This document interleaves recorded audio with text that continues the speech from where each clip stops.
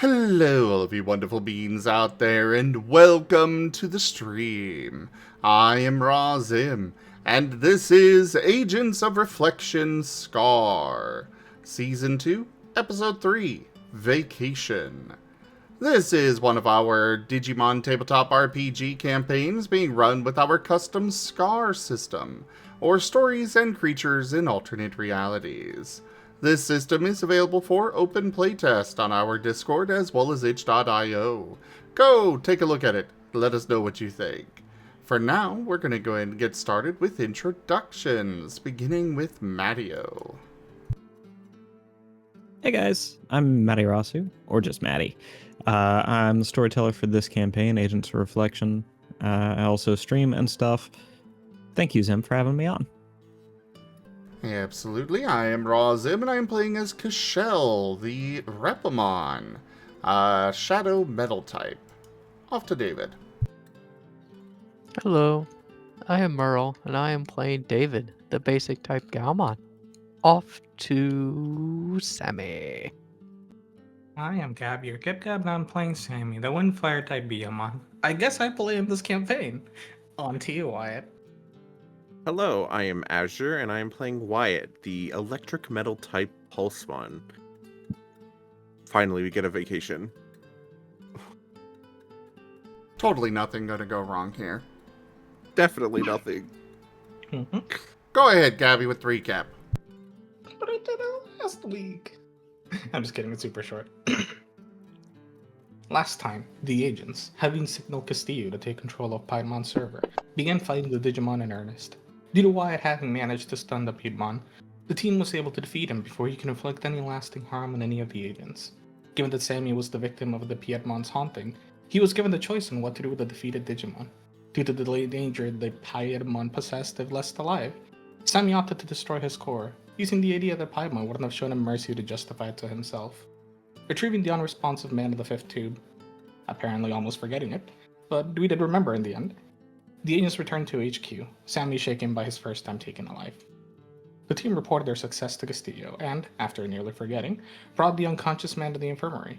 The man was a Maripol agent named Eli Navarro and, similar to Edgar, had crystals growing along his arm and body with a strange glitch between human and Digimon features. The team went to get food, with Kashel opting to eat with Castillo instead of the team.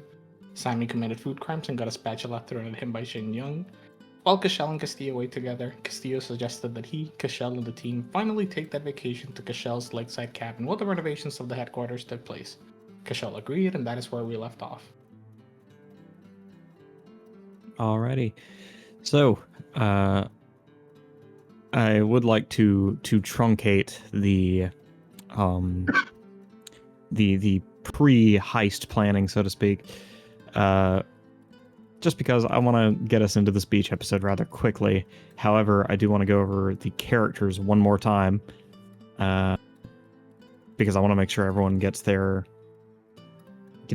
name on this list. I don't want us to be, in the middle of a scene later and be like, actually, we probably also would have brought this person along. To recap, besides the player characters, we've got Valen Castillo, we have Edgar, we have Enoch and Jacob on Sammy's request, and we are hitching a ride with Zarya Opiemi. Is that right? Correct. Sounds right. All right, last call if anyone is missing from that list. I mean, I guess David's haunt is just automatically on there, too. Oh yeah, of course. Yes. Are you sure we shouldn't bring along Celestia Rabon? Absolutely not. Oh. Alrighty. I think you just hurt Azure. This might be a crazy thing, but maybe the one guy that we captured way back at the start. Ishmael, Cronin. Cronin's his code name. But no. No? No. Probably not. But Kashel gave him a gaming console and everything. Yeah, but we still don't know what his stance on everything is. Rude. I'm sure it'd be fine. What's the worst that could happen? It's too much of an unknown quantity to Yeah. take out of Mirrorpole at this juncture. You know what, Merl? You're right. I support you, Zim. What? What? So it All sounds right, like it sounds we're like it's 3 to 2-2. 2. No. Oh, right. Yeah, I guess Merle's vote was yes there. No, wait. How? Well, I agree with you, and I agree with Zim. Therefore, you agree with me. Can I? Hey Zim, would you like to get No. chat involved? No. Never get chat involved. We could do a poll. It's not hard. It's literally. Do you want the most disruptive option to be the one that's picked? We have an Irvaz has fan art. Well, now I you're know. just selling We'll do the poll, and while we're doing the poll, we'll bring up the fan art. Well, so much for the vacation. Okay, what if it turns out we make a new ally this vacation? What's the worst that could happen, okay? Well, he there goes escaped. the vacation. Escapes, goes back to the others. Now has a bunch of information to give to them about how Whirlpool is currently under what's the word I'm looking for? Not just renovation, but like change in management. Yeah, it's been complete. There's a complete upheaval in the command structure. And then Yeah. this will just mean so that we'll have a buildup of conflict with the new information given to the other people. And then when they come back at the end of the story to come and whoop us, it turns out we've grown stronger and we've changed. And the one person we helped escape incidentally comes around to viewing things our way because of the time they spent with us in the cabin. In the typical story fashion, they turn to our side at the last moment to save our hides. Through the power of friendship. Yeah, that's very well and good, Gabby, but I don't know if Sammy would put all those tropes together. What trope? If Cashel brings him along, I trust Cashel. After all, Cashel shows no mercy in his judgment of character. Literally speaking. Yeah, true.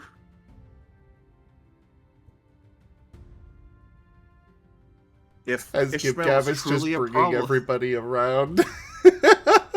I mean, if Ishmael was truly a problem, Cashel would have killed him by now. Exactly. Just like he did with Hyro and King. And then fusilado.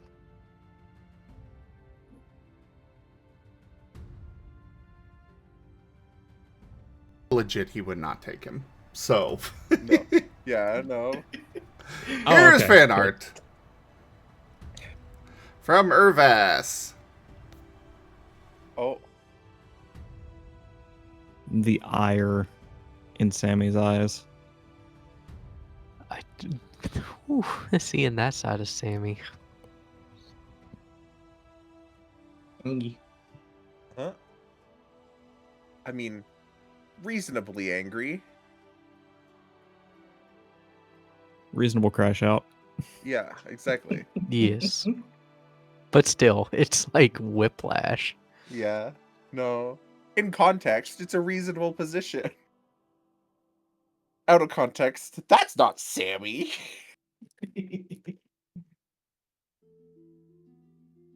And then David.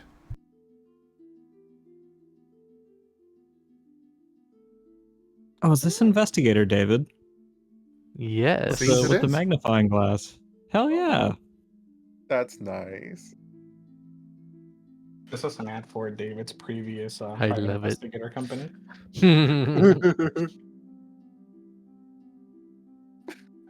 I mean, considering how hard he was hitting the plexiglass last session.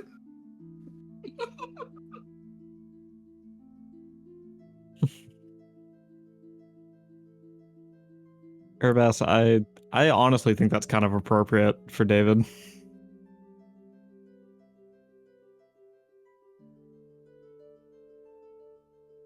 I don't know, man. He's just a dog.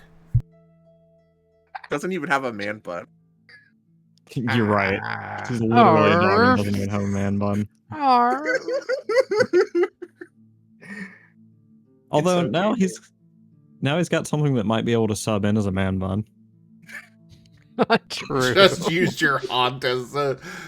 You just tell your buddy to just hang on to the back of your head. But isn't it? None of us can see him except for Dave. Historically, yeah. I've come to the realization that we should have the disproportionately buff party, or at least half of it. I want to imagine Wyatt as being like ripped with abs and everything, but then he has like normal arms, and then there's David who just has like beefy arms and will punch the shit out of A anything but otherwise resplendent normal. offering. Have you seen Carcerus Bulkmon? $50.55. Yes. Little Buddy Man Bungo. Key. Yeah. Thank you so much for that tip. That is a huge help on that fundraiser. Yeah, we are doing a moving fundraiser. We've got to raise funds for the end of the month here. Because we're moving. And, yeah. That puts We us are now at halfway. We're halfway there. And after this, I'll reveal the new TF Talkie. So you guys will get to see that after the game. But yeah, thank you so much for that support, Key. I appreciate that so much. Thank you.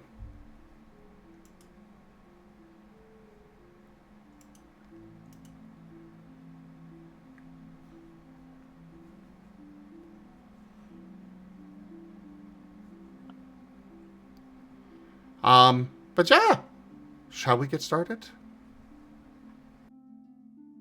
Yes. So, all right, we've decided we are not taking Cronin. No, we are not doing that. Okay. Sick. So, we have our established list of people. If you need me to go over it again, just to be sure, I will. In the meantime, however, for the sake of shopping, I'm going to assume that necessities, food, water, And sleeping bags. Tents, yeah, sleeping bags, all the camping equipment we need.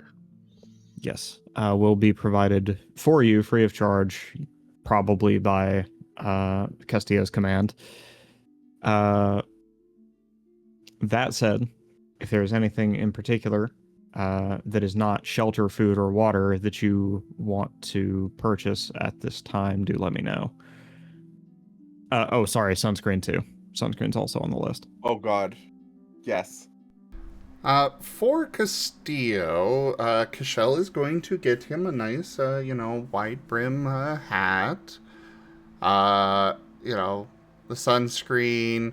He's also going to get him some sunglasses, but particularly the variety that are more like goggles. Okay.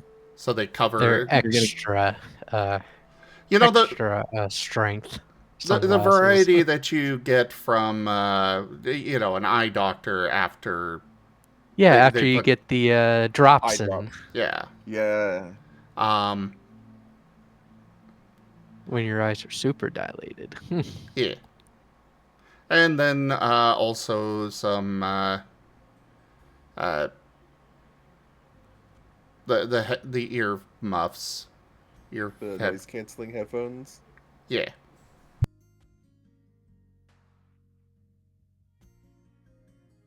Alrighty. Yeah, David will also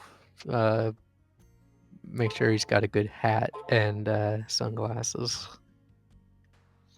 I want that umbrella. All right. I think Wyatt will get anything Edgar requests. Basically. That's precious, but Edgar is not going to drive you out of house and home with his requests. Oh, I know.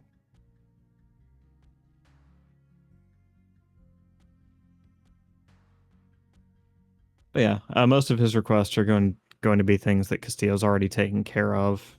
The only exception to that is he will specifically request one of some flavor from your shared childhood, be it a food or drink.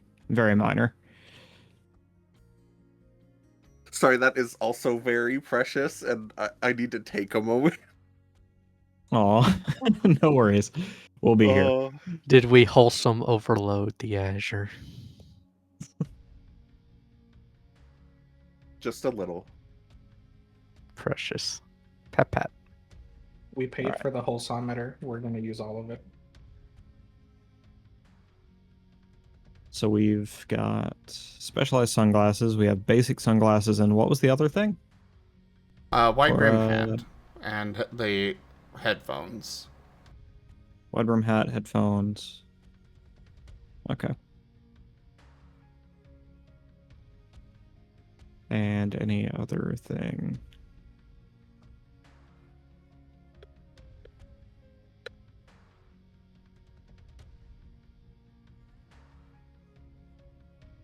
You know, I think what would best fit Castillo's vibe is a Walkman. Yes. I mean, From his point of view, it's probably the most in thing right now. Well, it's not just about the tech difference. I feel like it fits the vibe, you know. kinda, yeah. Yeah. You can walk around with the headphones and everything. Okay. And if there's nothing else, I'll go ahead and get that totaled up for Cashel at about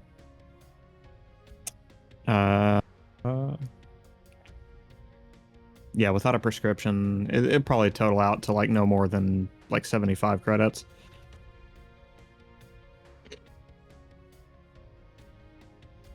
Not accounting for inflation because not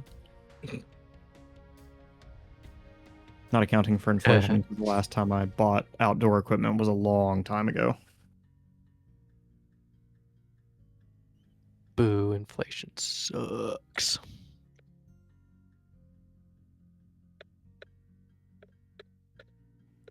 Oh, look, a shiny. Hey, a piece of candy. Hey, a piece of candy. Hey, a piece of candy. Should really be deleting that card.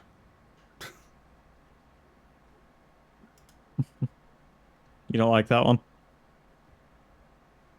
It was made for it was made for Lost in Chaos, and it's kind of irrelevant now, along with the Curse of Chestnut one, that also was made for Lost in Chaos. Oh.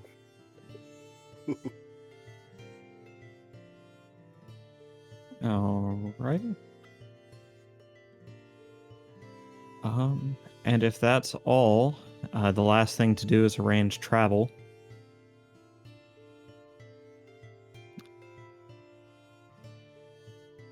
And that ball is going to be squarely in Cashel's court.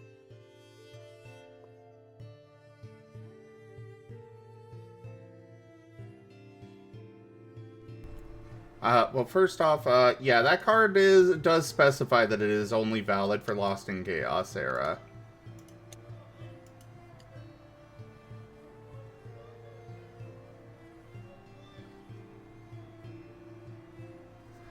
But otherwise, yeah, Cashel is going to be, going up and recommending Waterplane.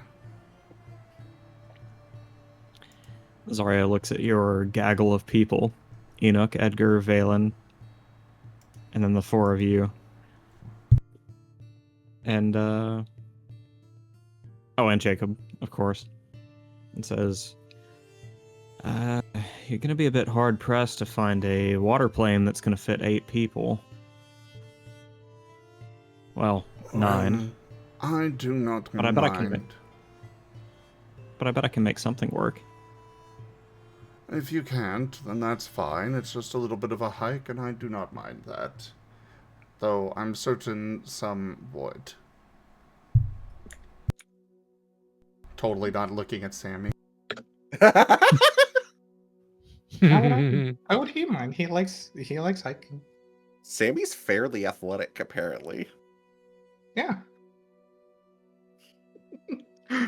She shrugs, turns away from you, and says, it's okay. Since not a lot of my equipment's going to get to see use anymore, it gives me a chance to test out something specialized that I didn't get to use too often. And with that, she'll open up this big hangar door to reveal a CH-14 Sea King. This is a passenger helicopter that can just about fit all your people, and also has little buoys on the sides. Ooh. So, provided a water landing in a helicopter isn't gonna, startle anyone all that much, I think this is the perfect ride for this application.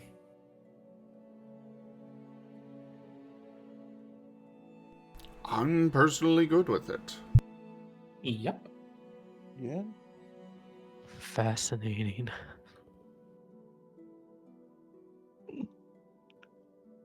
And with that, she'll have the thing pulled out of the hangar and kind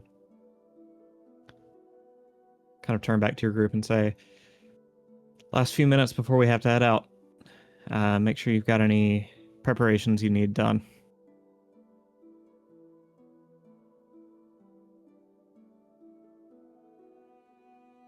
Me desperately trying to think if there's something I'm forgetting.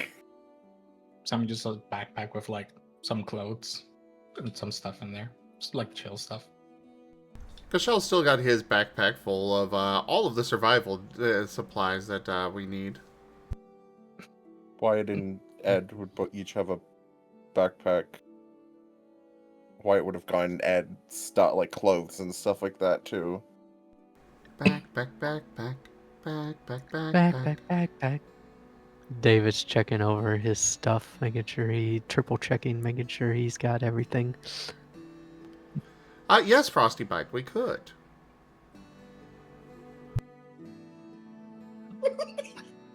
It's worth noting, in addition to the expected cargo, Jacob and Enoch are tandem carrying some long structure of a connected pair of poles. Still in its case, it's hard to tell what it is right now, but they're chattering excitedly in Enoch's native language about presumably how excited they are for this trip. Is this where I remind you that Kashel can understand her? Yes, it is. So Kashel is uniquely aware that they are talking about a volleyball net and how excited they are to bust the thing out after a year of ownership and zero use of said volleyball nets. That's too real.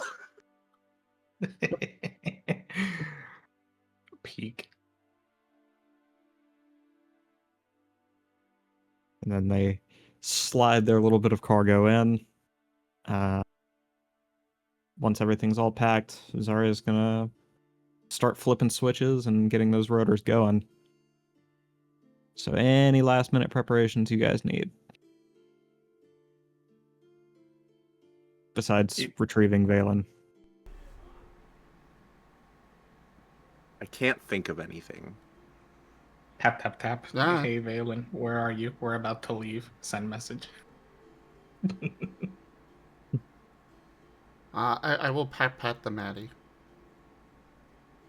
Huh. Thank you. ... Yes. Top of HQ where ? Right, he hasn't left in 200 years.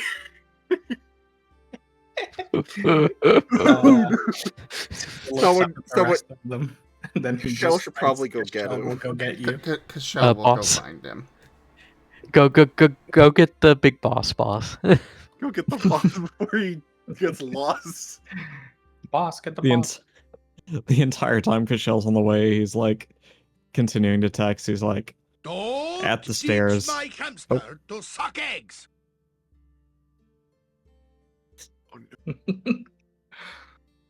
Even But though he like frantically texting, like at the stairs, walked up. Shin Young is yelling at me. Help. why is Why is Shin Young yelling at Castillo? yeah. I blame Sammy's food crimes. Sammy just types back to Castillo DW space money sign space OTW. Send. Oh. Hash Kashel. Don't worry, Kashal on the way.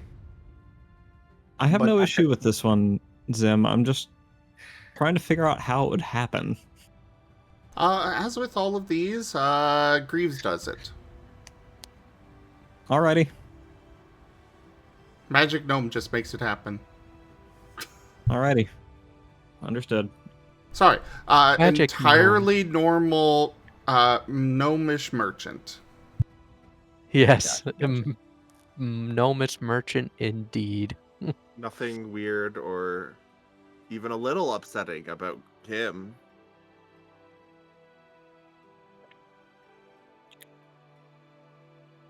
We all, well, Cashel goes and retrieves a very confused Castillo, who you soon find that the yelling that Castillo was describing was actually a very excited request for dishes and anything from Castillo's time outside.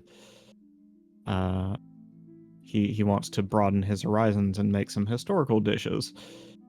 And Castillo has no idea how to respond because he was instantly overstimulated and could not find words before another question came out. Poor thing. Okay. Check out a channel called Tasting History on YouTube. That'll get you sorted out. Castillo, let's go ahead and go. Oh, thank you, Shin Young says with a polite nod, and Castillo will just kind of grab your sleeve and say, "Let's go, please." This poor man. Actually, a really fun channel. I do recommend it. Golly key. Castillo's not a Tumblr sexy man. He sure he is. Is he? We've Yes. seen art of him. I don't think he is.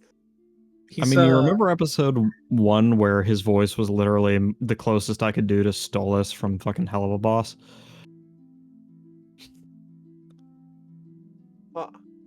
Look, I'm just saying, okay?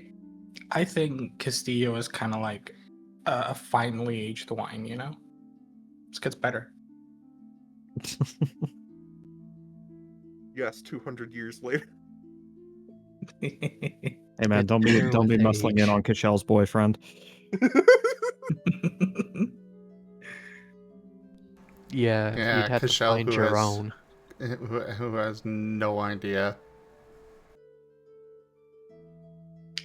For trying to play matchmaker for Hyro, Cashel is oblivious himself to that sort of stuff.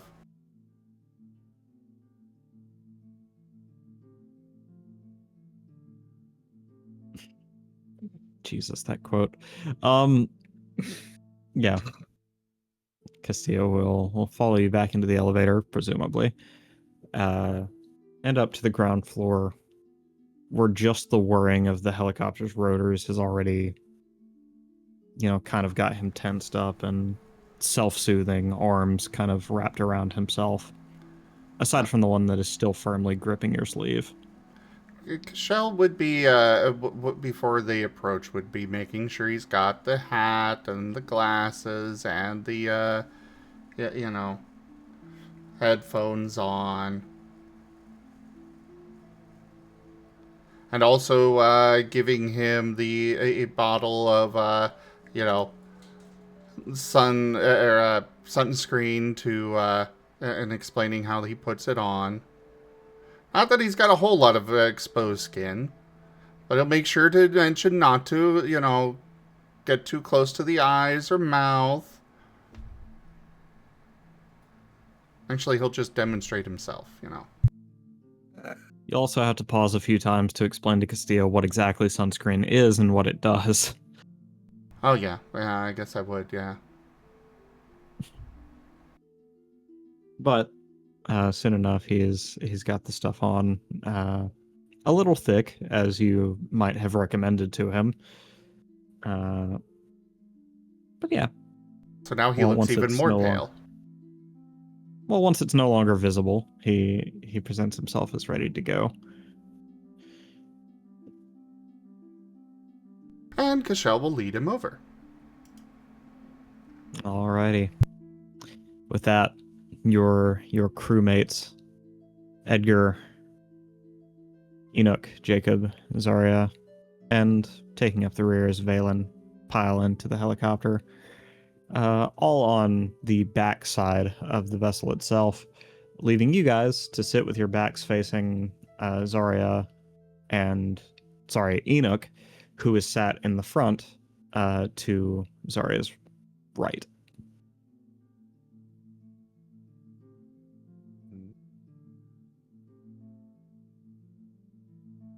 Wyatt is, of course, with his brother.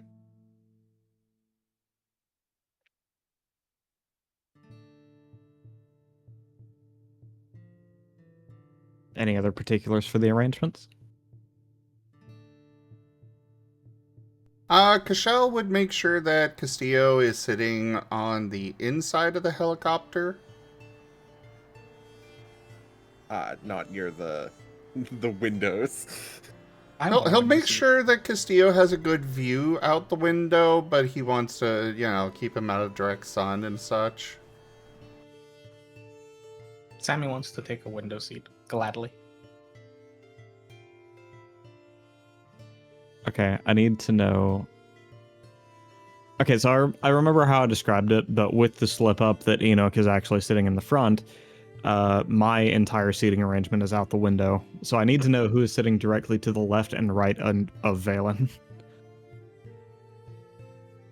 I'll say that Cashel is sitting between Valen and the outside of the helicopter. Okay.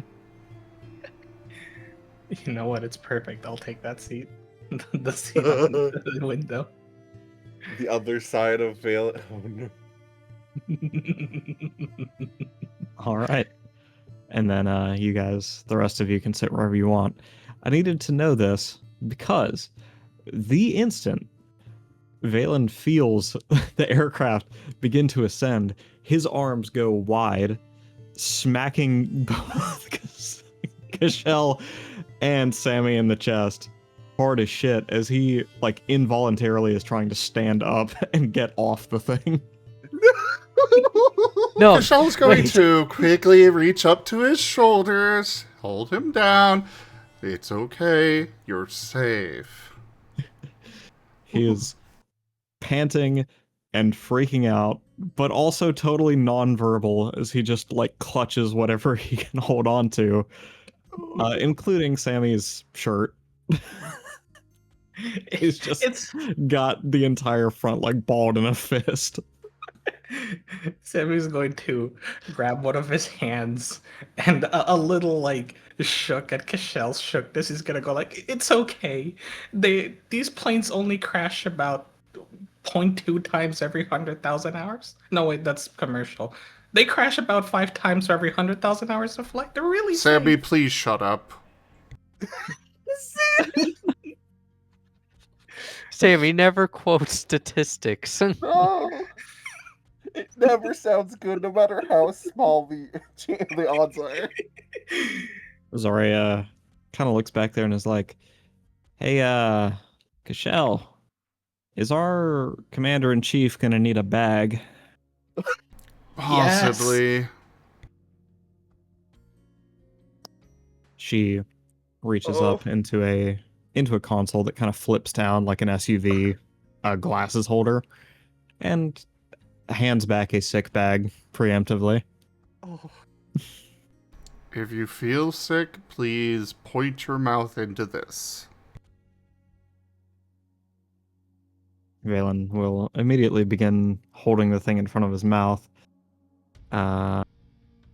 Though not immediately being sick or even showing any signs of being sick, he just... I don't know. Having some sense of control seems to soothe him. And with this, you guys are on your way to parts unknown Ireland. I assume that without regards to regional directions or anything like that, Kashel, you have given Zarya some other way to navigate to this cabin? Precise grid coordinates. Okay. Oh. Right, he did give us notes with coordinates.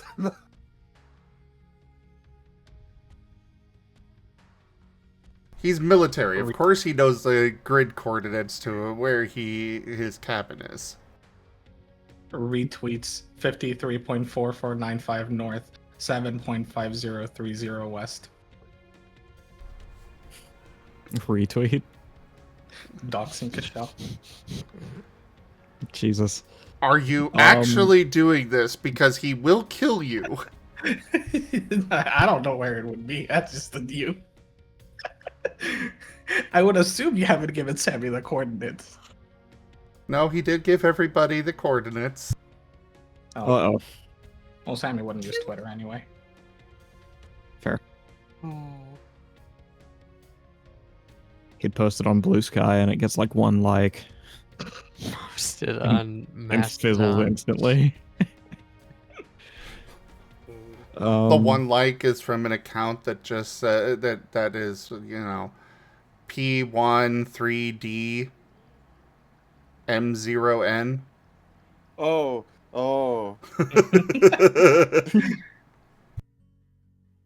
Oh dear. But yeah. The entire flight over, or at least for the first couple hours, Zarya and Enoch are engaging in some girl talk. They're talking about their relationships and their lives back home and all the rumors going around HQ at the moment. Meanwhile, Edgar is as close to his brother as he can get, maybe even leaning on him in a little bit. Valen has not let go of Kashel's wrist, but is kind of loosening his grip as time goes on, realizing that Zarya's kind of got this.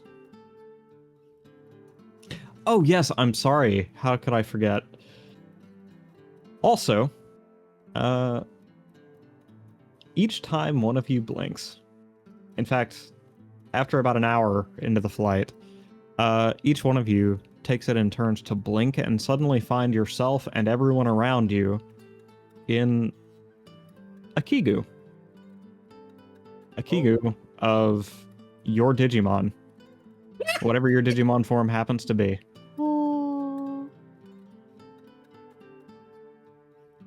I took some liberties calling it a Kigu. It was directly described as a onesie. And thank you, Yemen, for that ethereal influence.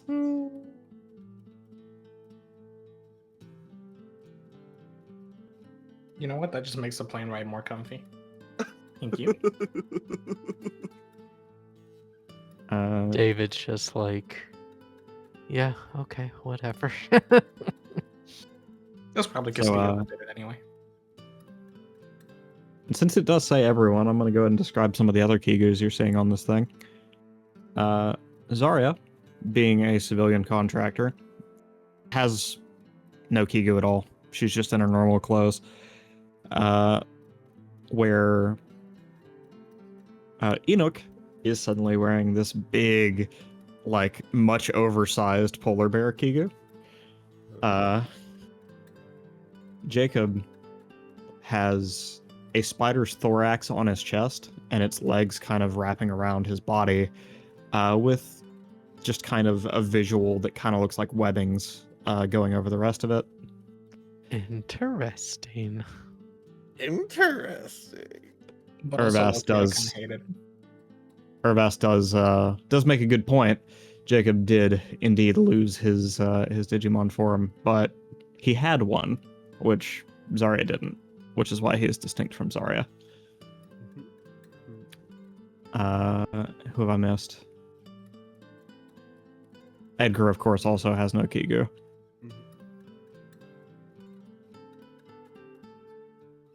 Also, which Kigu is Kashel wearing? Because he has his choice of 2.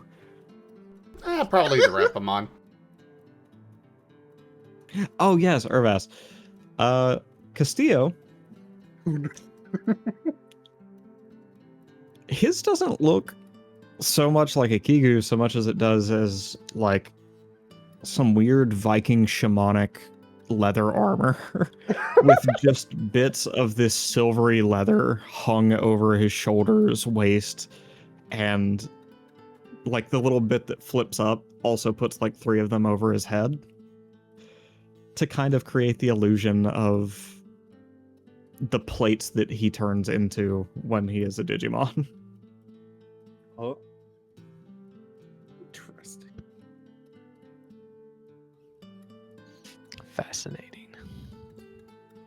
Yeah. Huh. And Zarya will kind of have a look at Enoch and then kind of turn her head around and say, "Ah, shit. Why wasn't I invited to this costume party?"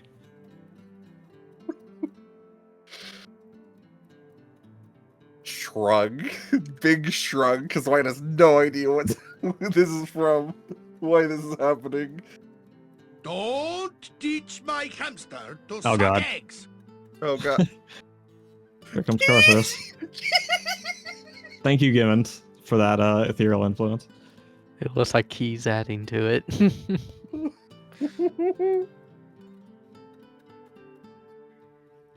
If we knew this was happening, we might have invited you. Yeah. Hey Zim, when we get to the cabin, can you cue me to remember this one? Because I will have forgotten Will do. it by the time we get there. Okay, thank you. We're not saying Um, it's bad, Key. We're just saying it's a thing.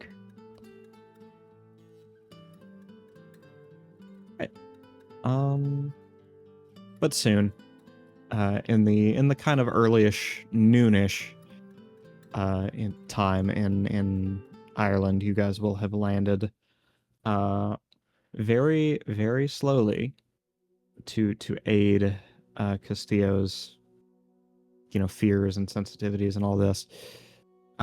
Very, very slowly into a lake bed. You are positively surrounded by this lush, beautiful emerald flora. Isn't it like fall? Believe Is it fall? Yeah, I think you said it was fall.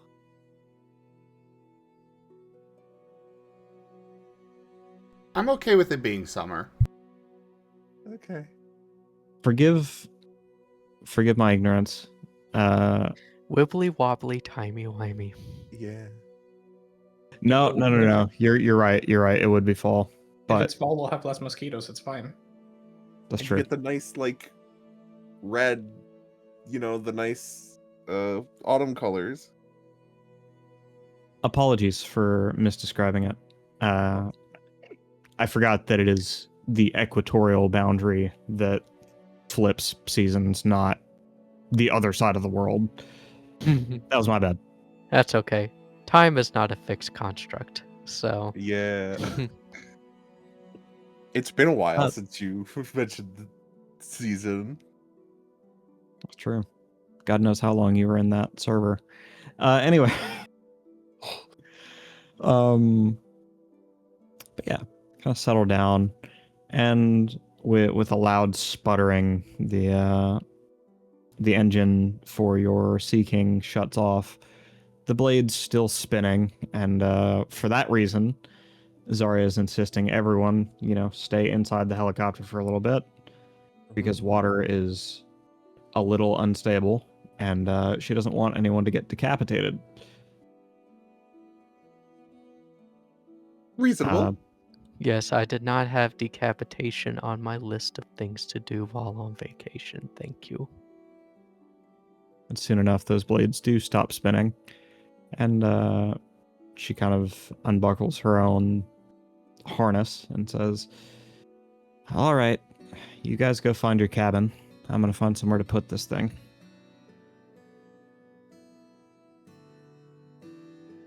So are we just in the middle of the lake? Yep. Good luck. Cashel would have directed her as we get closer to the actual dock. But if she still wants to put down here, that's fine. Well, there's the matter of how she's finding somewhere to put it, so I guess you guys can go ahead and see that as well.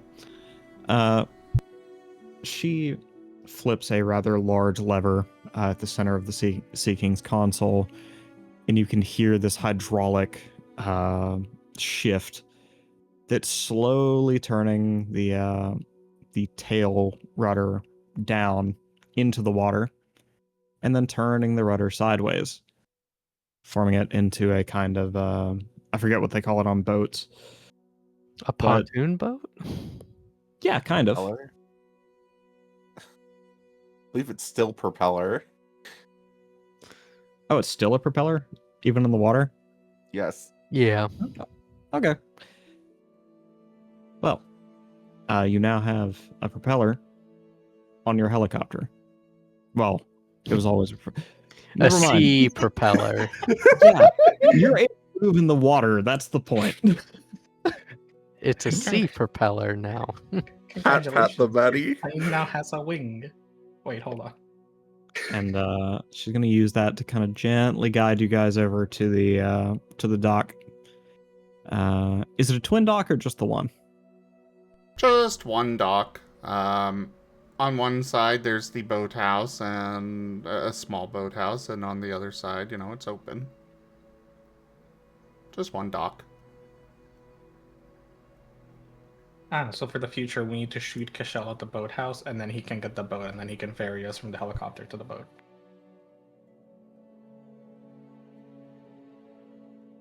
Or he could just, fly over there, but sure. Yeah. Not as fun.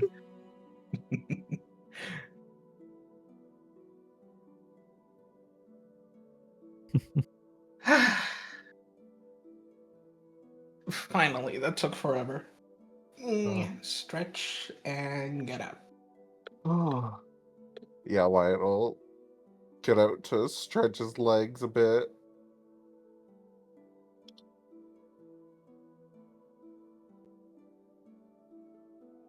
Edgar will closely follow Wyatt. David will step out and take in a deep breath of the fresh air. It is wonderful. Definitely better than urban air. And a lot higher quality than some of the places you guys have been shipped off to recently. And as the helicopter does kind of quiet down, the sounds of the fauna begin to creep back in. Birds chirping, the rustling of trees and bushes as foxes and squirrels kind of skitter place to place. Just a very idyllic little spot. Cashel will lead the way into the over to the cabin. Pulling out a key to unlock it, going in and flipping the switch for the power banks and solar panels to turn on.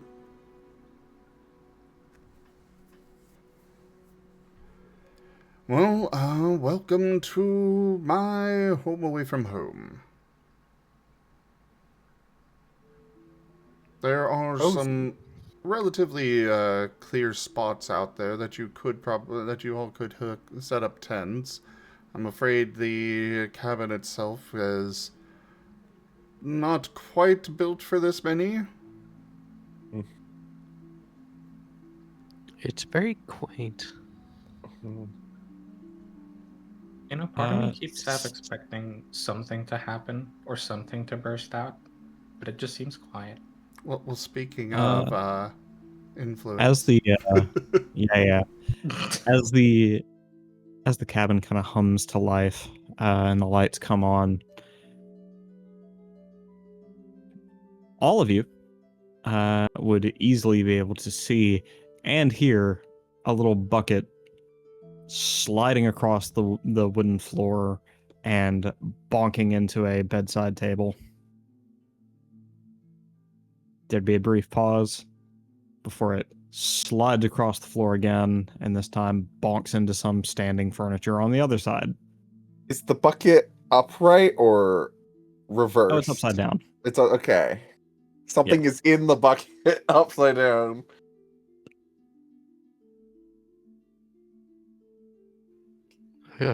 Cashel, is that something we should be worried about? Cashel is going to pull out his gun and walk over.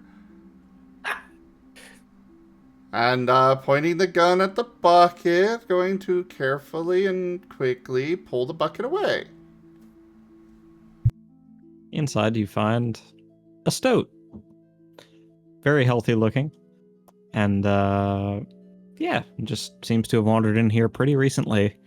The bucket is not the only thing it's gotten into. It's also knocked off anything that wasn't nailed down, but also light enough and small enough that it could be knocked off a nearby table or nightstand or whatever. Yeah. It looks up at you and kind of backs away towards the back wall of the bucket. He will put the gun away, sigh, and pull out some jerky from one of his rations that he's got. Thank you, Keith, for this ethereal influence. The stoat will kind of near the jerky, sniff at it tepidly, and then take a nibble and then quickly draw back as if you're going to do something to it. He And will then- set the jerky down.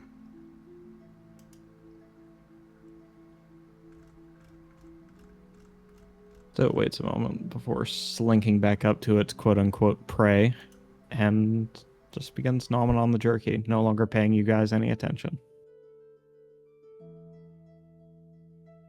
That's gotta be the longest squirrel I've ever seen. I don't think it's a squirrel, Sammy. Probably not, but it's the closest thing it looks like. That is not a squirrel. That is a stoat.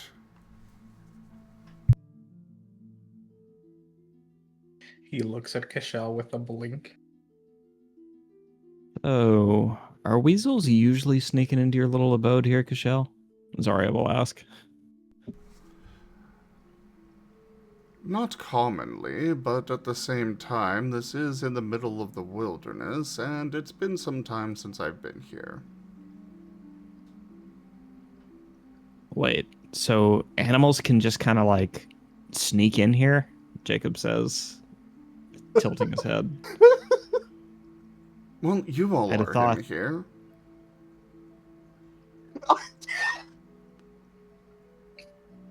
I'd have thought the master of strategy would have something a little more secure than this, he says, kind of waving his hand. I consider myself to be a guest here in this forest, not the master of it. Cashel's the one that has squatters' rights.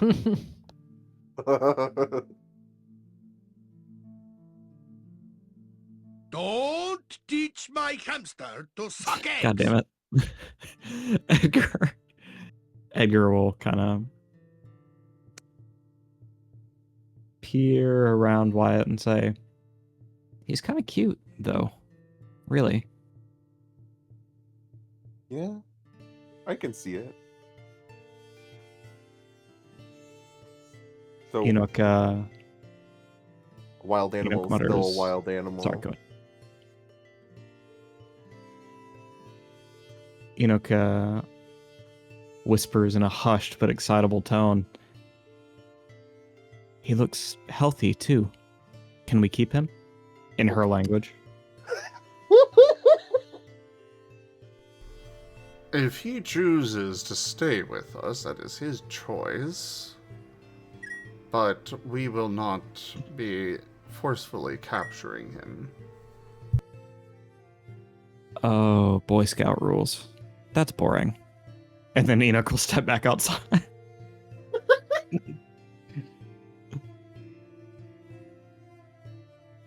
Great fun! Right, Boo? Oh no.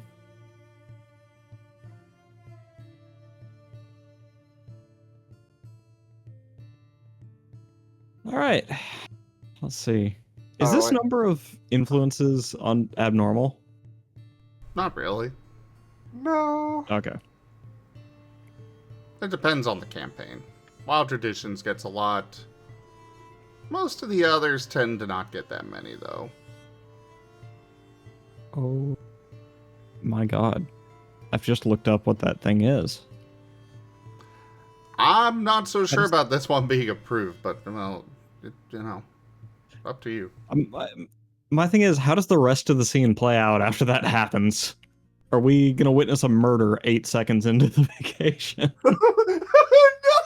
What? I will remind you, you have the power to deny.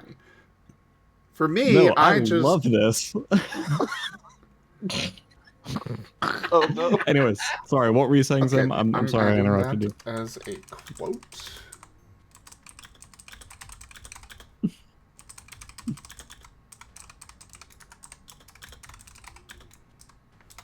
What, Maddie? We're gonna witness a murder 8 seconds in? No, I want this.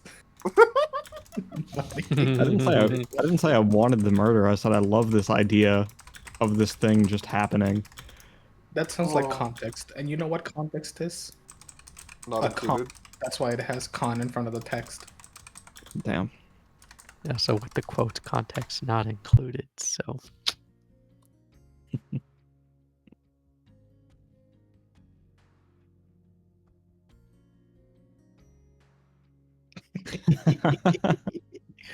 Yes. I'm sorry I keep interrupting you, Zim. But what were you saying, honestly? Oh, I was just saying, you do have the ability to not to deny, because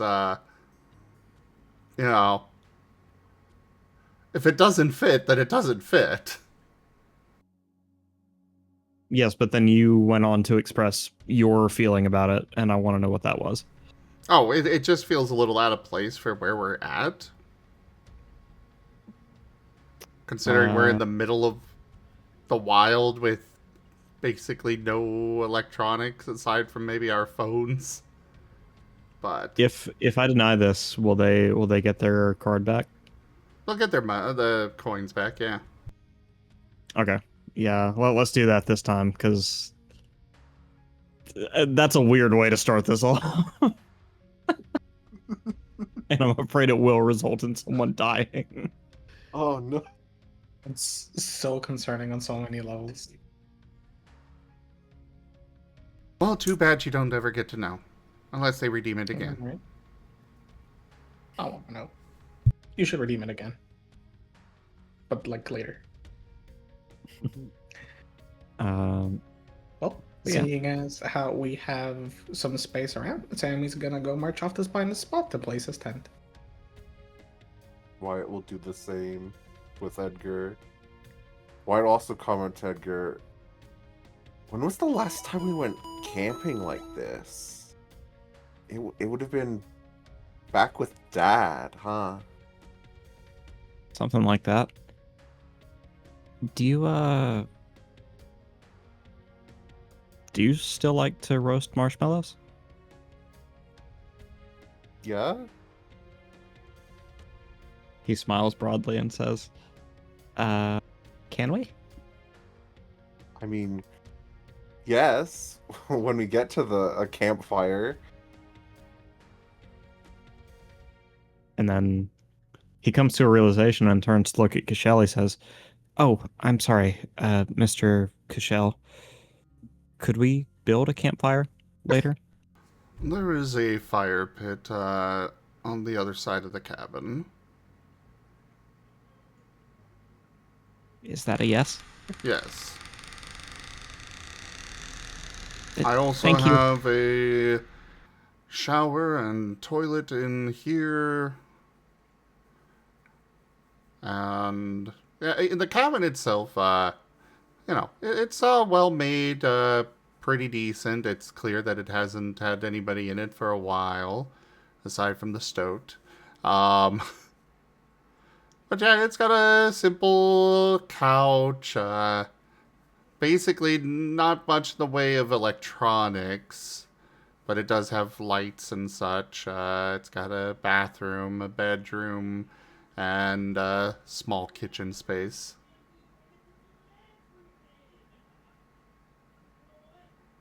He does at least have a fridge, Hell yeah. though there's nothing in it at the moment because he clears it out before he leaves every time. Smart. Sammy, in setting up your tent, the rest of your little polycule has made haste to set up their little volleyball net near the shoreline. Jacob will kind of cast you a glance and say, "Oh, hey, you don't actually have to set that up. Enoch got us a really big one, and it should fit all of us." Hamster to suck eggs. Gosh. Oh, perfect. I guess I'll just keep it in my pocket. And he like folds it back up and literally stuffs it in his pocket.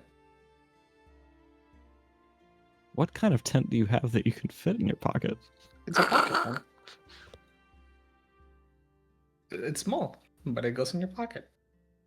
I mean, I believe it exists. It does. I've never heard of this. Mind you, it has like the circle of the tent marked clear on his pocket. Oh, so it barely fits in a pocket. Yes. Okay. Gimmond, do you mind if I interpret this influence a little bit? Because there's a verb, or rather, there is a set of verbs I would like to adjust for a more humorous scene with your blessing.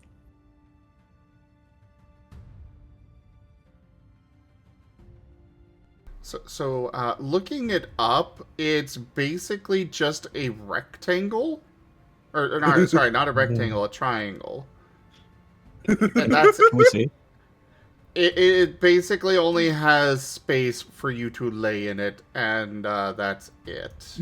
Yes. You are it's tiny. basically in a coffin. It's tiny. You brought your wait a minute. You brought your polycule with you and brought a tent that only you can lay in. Obviously, they were gonna bring a tent Oh and my to know God. who we're talking about. I'm bringing it up on stream.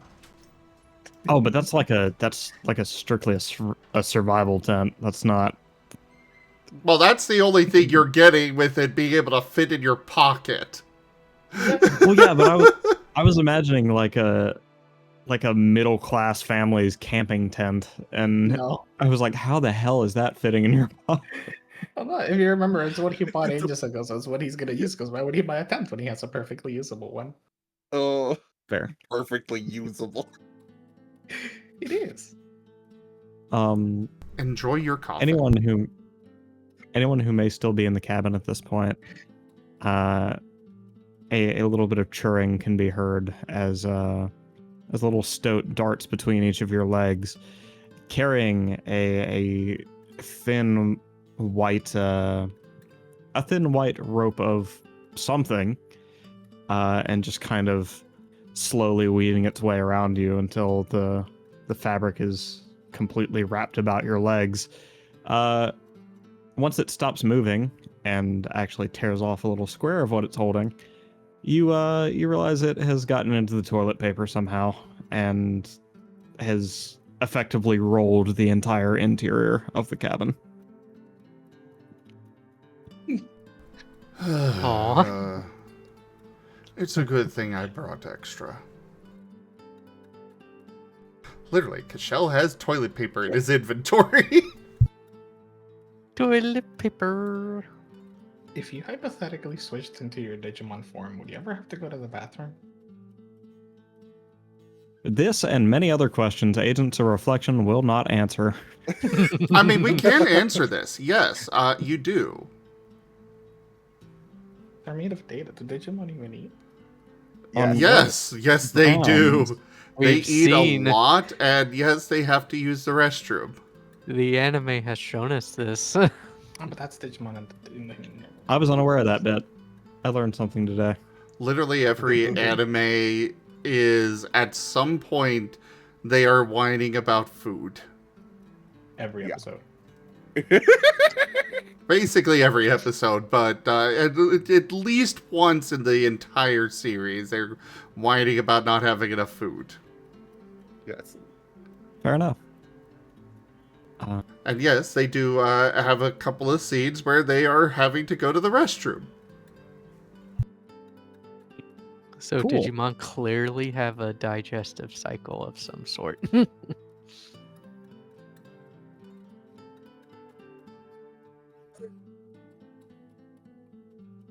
Anyway,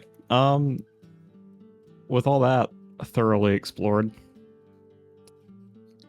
Oh, also thank you, Gimmon, for that last ethereal influence. The late afternoon cometh. The orange skies begin to emerge, and the deep violet is to come soon. By now, Jacob and Enoch are on either side of the volleyball net, just kind of punching the thing to and fro. And Yeah. anyone who walks by, they will invite to play with them. I'm joining. Hell yeah. That's Sammy. David Cashel will would- play. Cashel is, even though he's on vacation, he is still, survival first. He's getting the campfire going. He's pulling out some of the non-perishables from inside the cabin, making sure that the dates on them are still good. And getting a meal going for everybody.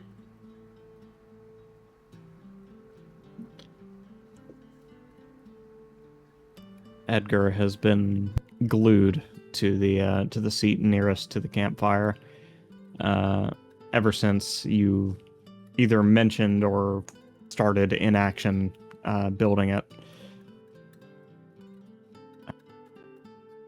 Meanwhile, Castillo still kind of getting used to his surroundings. Each little gust of wind makes him shudder, and the occasional loud noise or whatever kind of makes him wince, but he's handling it much better than he was. He'll kind of mutter to Cashel as sort of an observation.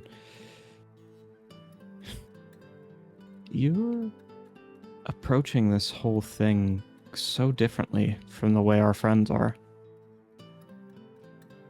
Is this a mission, Cashel?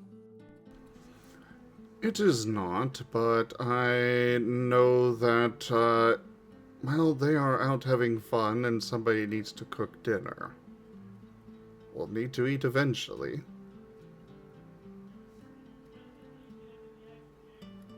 Suppose you're right. It's just...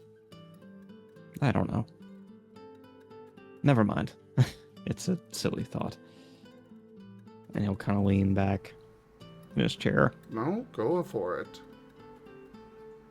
To note, there aren't chairs out there. There's wood logs. Wyatt is Okay. also by the fire with Edgar. just taking a moment to like breathe because things have been very stressful for the past like 2 weeks. So, oh,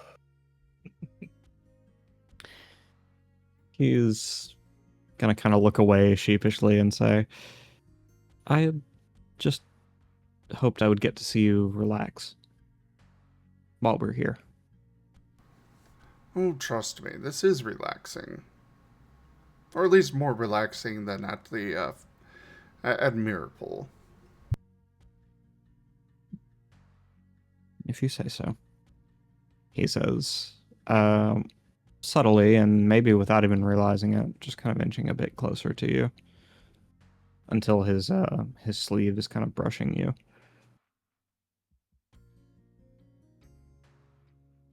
All right, we have a game of volleyball to resolve. Who's playing? Me. Pokes Wyatt, pokes Wyatt, pokes Wyatt. Wyatt is with Edgar at the campfire. Join us, poke. Join us, poke. Yeah, join but us, you poke. already have Enoch, Jacob, and you two. That's even teams already. Boring. So, question. Hmm.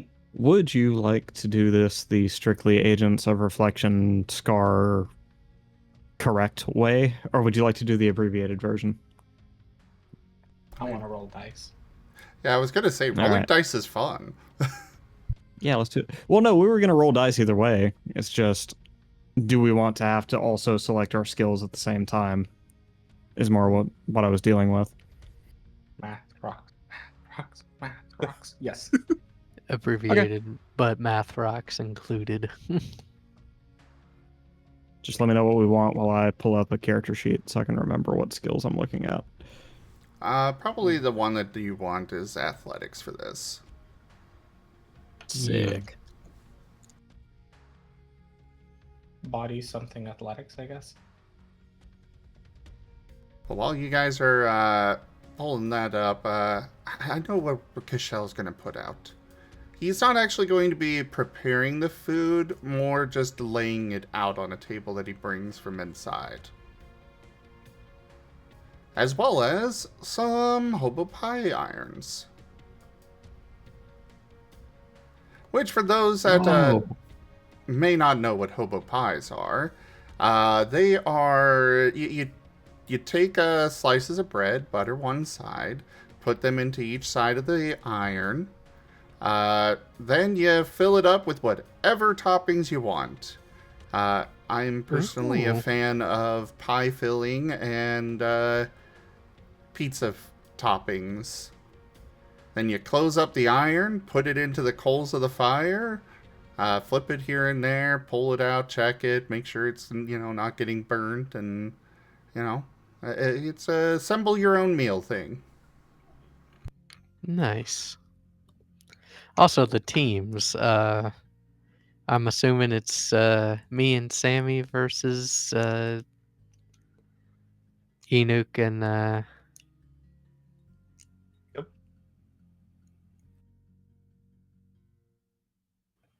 Jacob. I got there eventually. That's the arrangement they'd go for sure. Perfect. All right.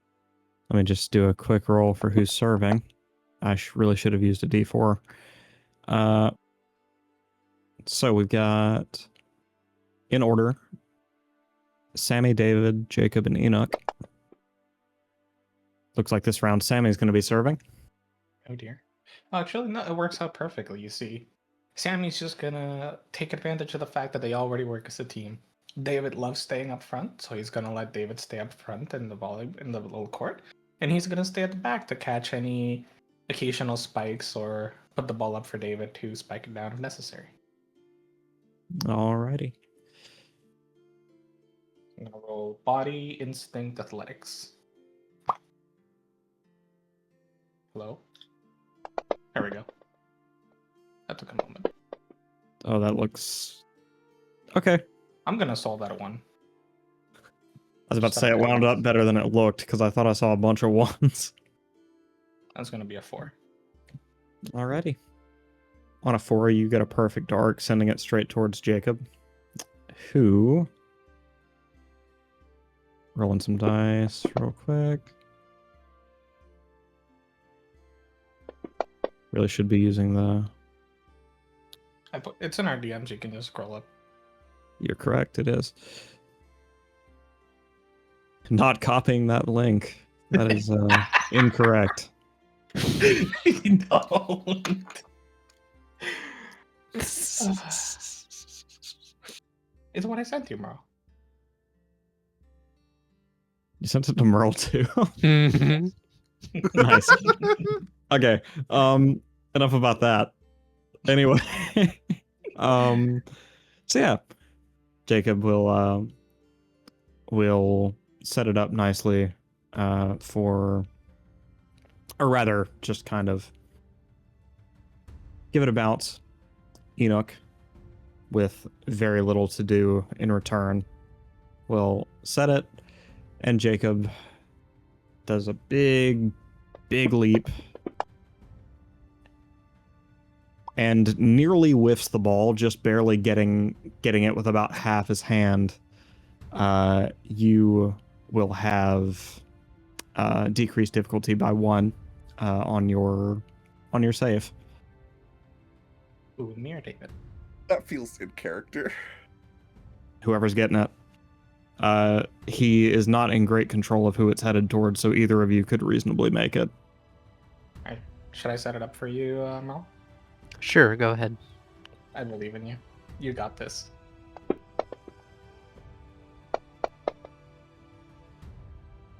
Yeah, good enough. I think. I hope. I just want to set it up for David to land the final blow.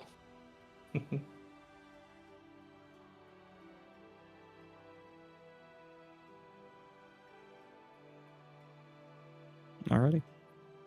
Well, 5 is going to be successful for that. And it's got a nice, very clear arc. All set up for David, who looks like he's going to knock it out of the fucking park.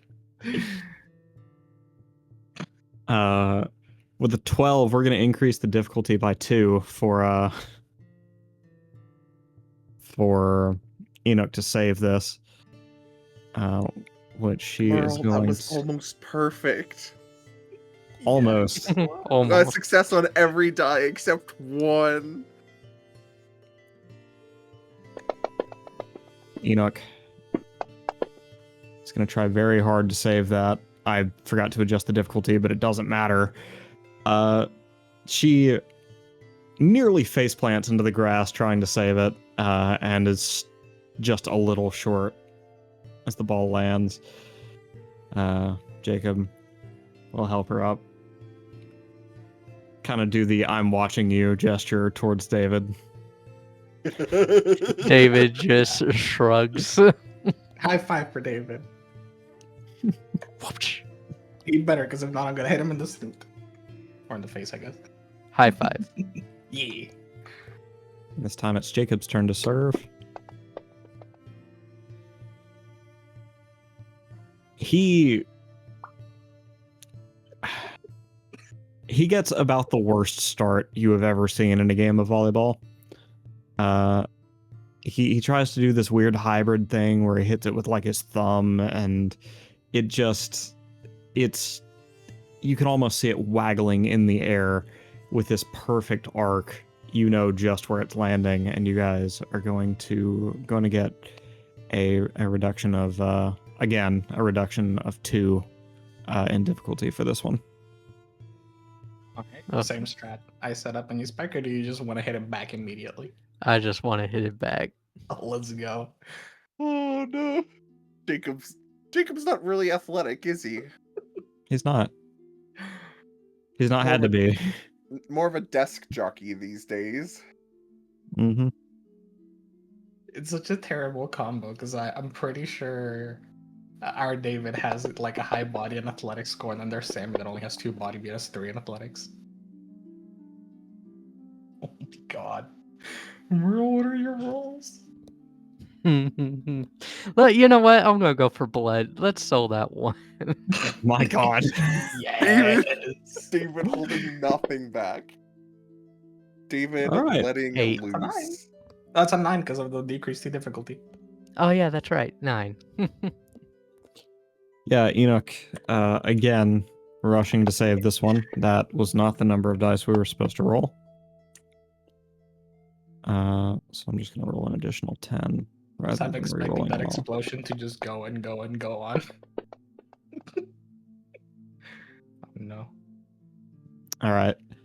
This time, she is fully on top of it, saves it without going to the ground, and Jacob's going to set it back up for her. She will take no reduction or addition in difficulty for this. God, guess who's bad with numbers? It's okay, right. man. Pat the Pat, Matty. pat the Maddie. All right. Oh, this one is coming down like a fucking missile. It'll be a +1 to the difficulty for this one.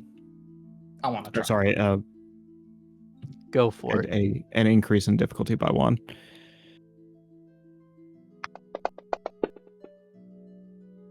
Let's see. I'm going to body. I'm gonna roll Okay. 3, 10.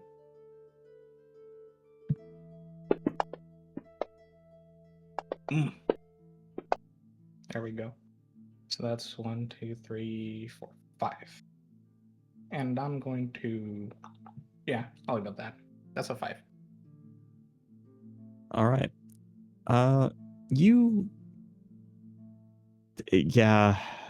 You have a rough go of it this time, as you were headed to the right place, but the ball lands way too quickly, and that's a point for the opposing team. As you're picking the ball up, Sammy, go ahead and roll, or whoever's picking up the ball, go ahead and roll perception for me. You want to pick it up, Sammy? Yeah. Yes, I can find in my perception. You want me to roll any attributes specifically? Like mind, body, soul.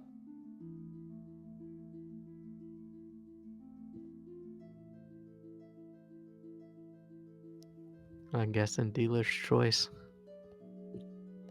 Hey, if it's dealer's choice, I mean, I'll take it. 1, 2, 3, 4, 5, 6, 7, 8, 9. Yes. I'll take mine.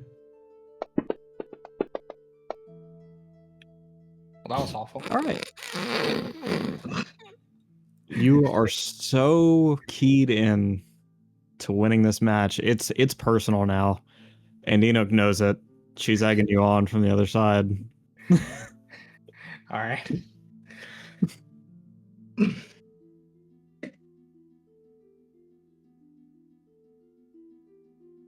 Can Let's go. David try as a passive observer, or does he need to have the ball? It would be harder to notice without the ball, but you can take it with an increase in difficulty. Okay.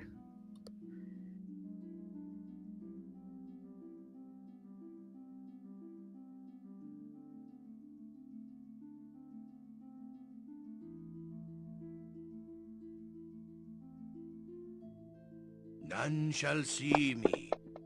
Though my battle cry may give me away. Wah. Uh-oh. He did slightly better. A non-zero amount of successes.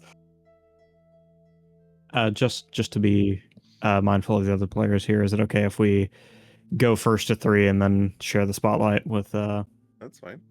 with I'm Kasho good. and Wyatt? I'm away working or tightening the screws on my chair anyway, so yeah, Oh, okay. carry All on. right. I'll still check in with you guys just to be sure, but yeah.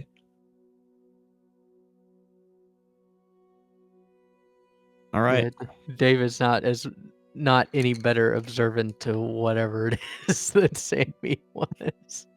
We're both too locked in. I believe it is 1-1. All Yep. right. Alrighty. And it's you guys to serve this time. All right. do you want to serve, David? Sure.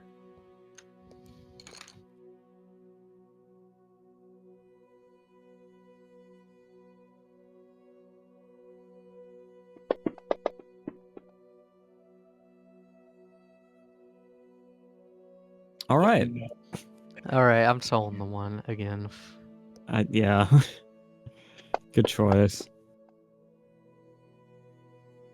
Two. Not Yeah. bad. We'll take two. It's gonna be an ugly serve, but it won't be better than hitting the net. So Enoch's just gonna go ahead and break the rules of volleyball real quick. She's real excited to get at this one. Oh no. Yeah, she's not even letting Jacob accept the serve as she leaps up at the other side of the net and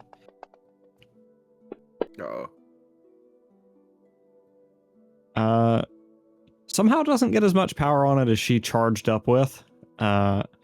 She does this incredibly graceful, ferocious leap.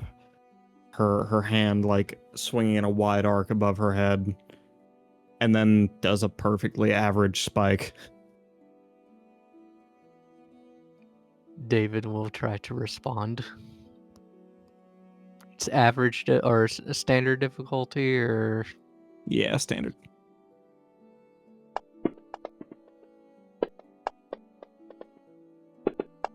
Uh-oh. Eh? David makes an incredible save. Perfect. And Sammy's gonna run in to bounce it up again and set it up for David. All right, David, let's see what you got. You may roll for that, or we just assume it succeeds? We can just assume that the set's gonna work out.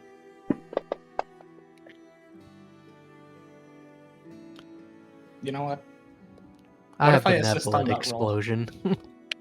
You can do What that. if I assist on the roll. Take 3 athletics die. All right.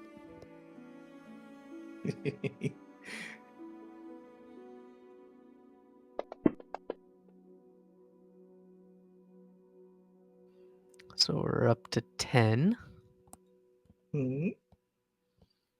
And with benevolent explosion to drop the 1 there, that will be 11. Alrighty. What with Enoch still doing the follow through on her spike, she's not quite ready for this one, meaning poor Jacob has to catch this absolute missile that David just sent his way. And he's not quite ready for it. It strikes him in the chest and then slips right between his arms to hit the ground. Yes! High five. High five! Victory! Not quite yet. You need 1 more.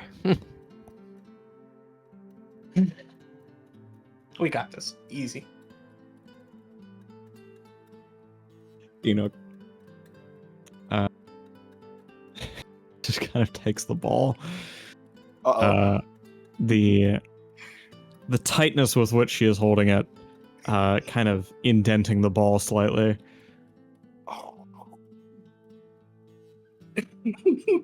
She's competitive. You know what Sammy's Oh, she gonna is. Oh. What's up? do? Sammy's gonna say, tell you what, whomever wins gets to pick where they sleep on the tent. I'll take the best position, don't worry.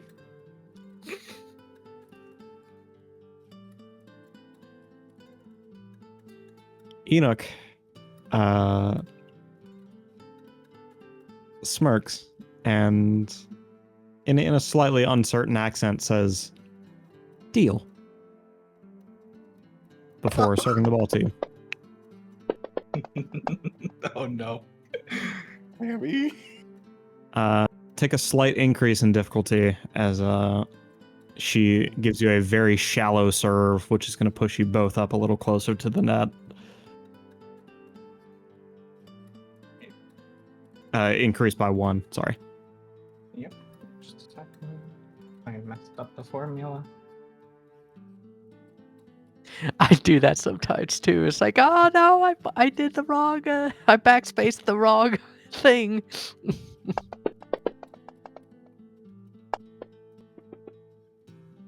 I am going God. to re-roll the entire thing. Just willpower the whole kit Yes. caboodle. Get that out of here. And I can embody a willpower, right? Believe so? Yeah, I it's don't a know. new result. Wait, Yeah. And it's yeah. Or no, it's- the body's just re-rolling the non-successes. yeah. It's not Yeah. multiple different boost dice because So, yeah. so you can do up to 3 with 1 body boost. Yep. I'm gonna re-roll 3 of these. Also, Rex is a good boy and all, but holy shit, most of these screws I can tighten by hand. Aw.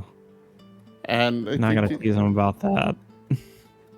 yeah, I'm realizing why the chair has not felt very stable. Oh no. Well, Take David's gonna try to assist you. Take 2 athletics die. Why do I have more athletics than you? I have more body than you, apparently. Yeah, you do. So that's gonna be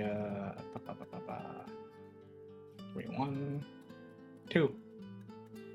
Yay. All right. You manage. You get your hand under it and bump it about a foot off the ground. David, this time I am actually going to need you to roll for the set with a slight increase in difficulty of 1. Okie dokie.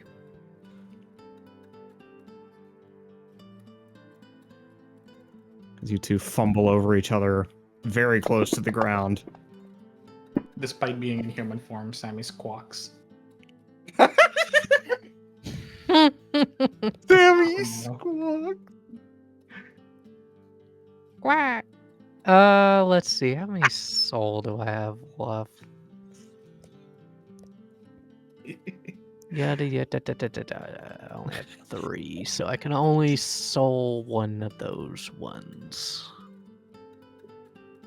Minsk and Boo. You forgot Boo. And it stayed 1, so that's 2. Oh, Oh wait, Yeah, what's this? Mango just changed the difficulty on your roll, I think. oh, it doesn't Oh. help though. Yeah, that's Oh. for my next roll. Oh, yeah, it's for the next one, not this one. Yeah. Okay, Yeah. all right. It wouldn't help on this one either. You know what? I'm going to willpower the whole thing. Can I assist? Go ahead. Well, It's 3 that's- die. Just for the whole willpower now, just go ahead and take the 3 die. We're helping each other. We're a team. Teamwork, even. Oh, here it helps that I it like how those 2 1s are just Those a 2 1s are- universal constant right Yeah. now. Yeah, but now you get a 6 if you decrease the difficulty by 1. Oh yeah, that's right. I forgot about that. Yeah. So 6. Alrighty. And 6 it shall be. You have set up the spike. Sammy, you will take no adjustment in difficulty for this spike. Alright, let's go. Don't fail me now, die, please. I believe in you.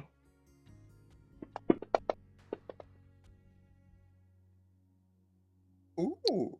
I'll take it. Not bad. All right. You get a pretty good spike in. So focused were you on this sequence of events that you just hardly notice until the second your hand makes contact with the ball, that a polar bear has charged the net with both paws raised above its head, swinging downward,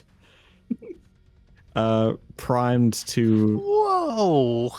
do this weird combination of blocking / dunking the volleyball. Cheating.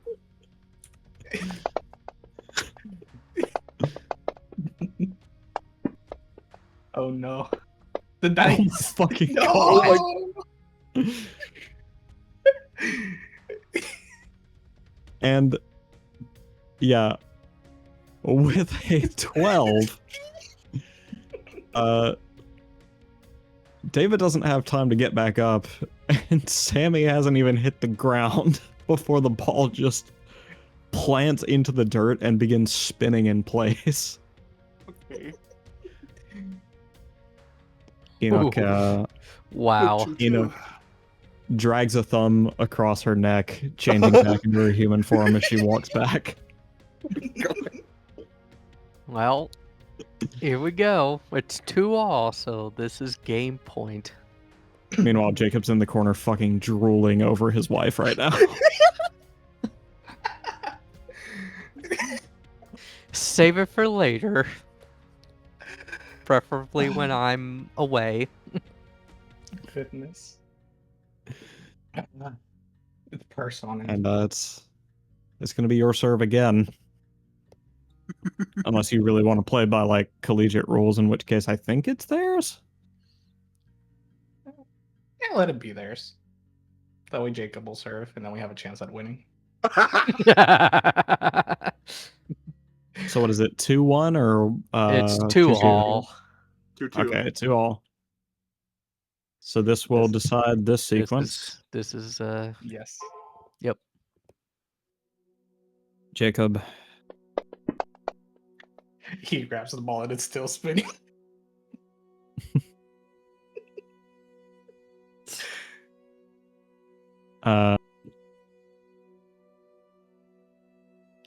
Jacob pops the ball into the air with one hand and absolutely misses it with his other. It hits the dirt. Enoch hears the impact and turns her head, throwing up her arms. Your team has the 3rd point and wins the set. God dang. Perfect teams, actually.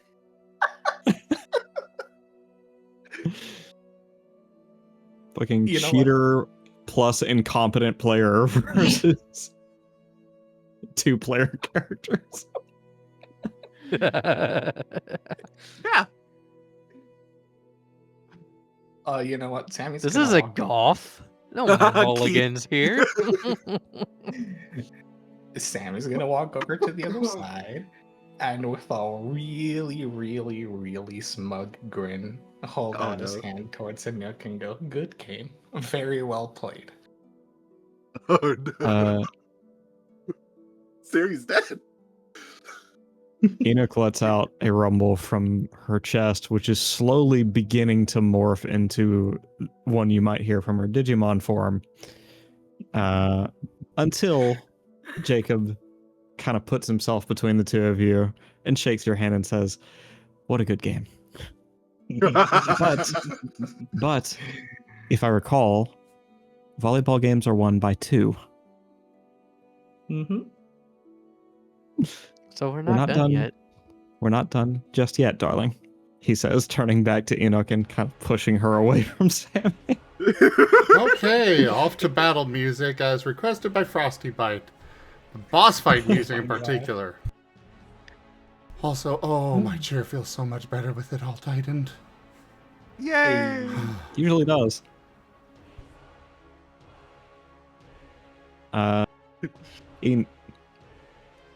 Enoch will serve this time. Uh-oh. She refuses to let Jacob do it. That's a trauma right there. Uh-oh. And with an 8, she's It's just gonna loft it a little bit, pushing you guys towards the back of the court, making you, or quote unquote court. Yeah, making you guys back up a little bit. Obviously angling for a very close spike when it returns. I got it. Okay.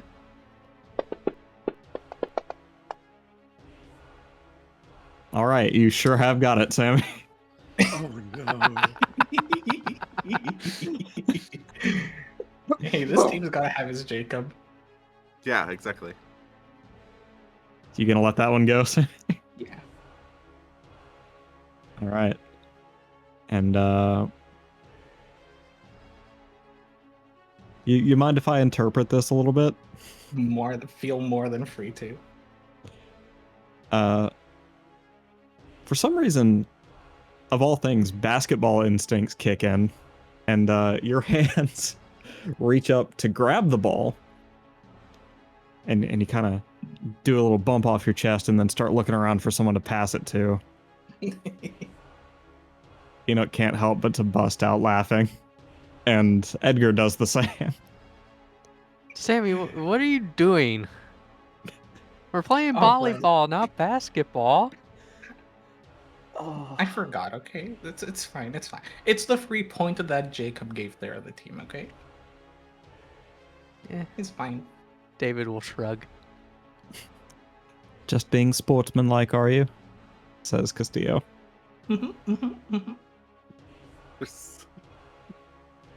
Wyatt's like has his face in his hand, like Sammy. David will This is look at what I have Enoch been and being cursed like, with. teammates, am I right? Alright, fine. Wait, we're gonna give the return serve. We're gonna do this one justice. You know, Alrighty. you know those like hyper over dramatic like volleyball anime? Yes. He's gonna have that moment of like, alright, I have to prove myself. He's gonna like all the way down, hold the ball all the way down, and then just launch it up. Just so it has the right amount of spin and speed on the way back that he can really serve it towards the other corner.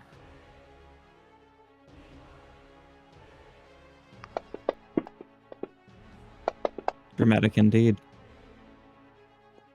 I believed it and they believed in me.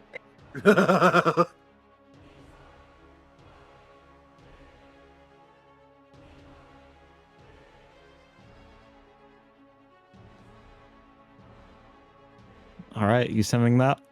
Yes. Alrighty. So yeah, you've got a good serve going on.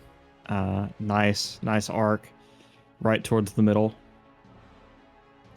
And Jacob will take the initiative this time. thank Putting in a little... Sorry, go ahead. Thank God. Putting in a little anime flourish of his own. Jacob will rush to the center, getting a little bounce off of Enoch's hip into this big spiraling motion. By the time the ball reaches him, he is upside down, still twirling. He extends a leg outward and... This is not soccer. I mean, his wife turned into a fucking bear for her spike. I think he can do what he wants. It's flashy, but it's not much better than your serve. A very average spike comes hurtling towards David. You know, all but for the fact it was delivered with a foot.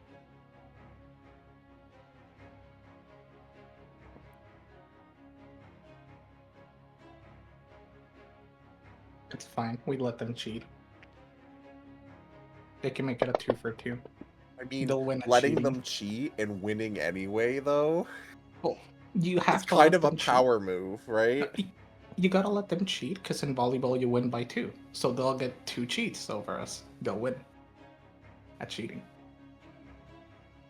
I sold the 1 to make it 4.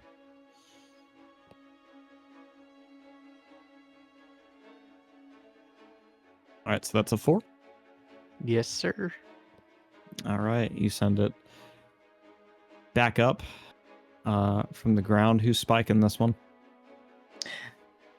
Go Hmm. for it, Sammy. Can I try to set it up to make it even easier for David to spike? Sure. Okay. See real quick. Roll well with this one, and David will get a cost reduction. Difficult. Roll the one. All right, great job. Uh, so Sammy, you do that thing where like you're getting ready to set it, and then you realize it's kind of landing to the left of you. So you kind of bring your arms, like your clasped hands up, and try to bring it like sideways, trying to catch it. And instead, you just fling the ball right into David's hip, Oh, and it no. bounces harmlessly onto the ground.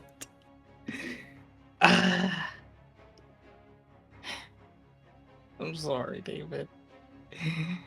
I haven't It's played okay. volleyball since high school.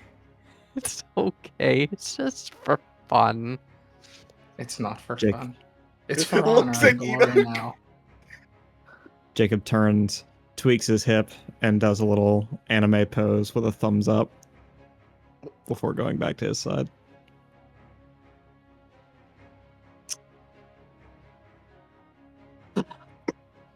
Hey, what do I care? It's not my tent. Well, you know. Could I ask you to care for a friend? I do care. You're the one who's I'm picking things trying. up, Sammy. Oh, Respectfully, you're the one rolling exclusively ones and zeros. Don't worry, look, it's fine. We got this. I don't know how volleyball scoring works, so I don't know if that means they like got a win now or what. Oh no, they all have 2 points, there? so Oh, yeah, they there. need one more, and then they'll win this set. Dear What goodness. an oddly appropriate quote. The quote bot is sentient.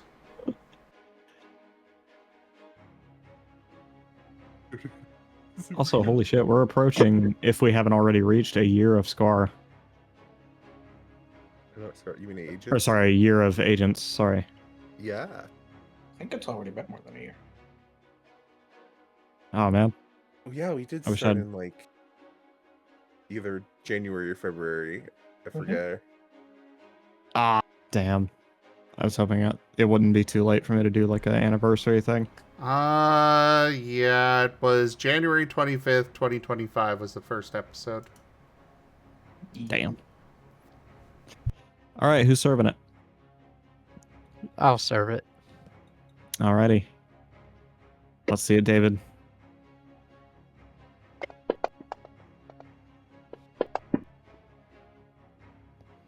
Four. All right. 4 is a fair enough serve. You send it to Jacob, who is readying to who is readying to receive it before he is body checked out of the way by his wife. Sorry, I can just imagine Jacob just absolutely sent sprawling to the ground. Just Oh yeah, not nowhere moving near the anymore, net. and just not moving anymore. Oh yeah, Family Guy death pose and everything.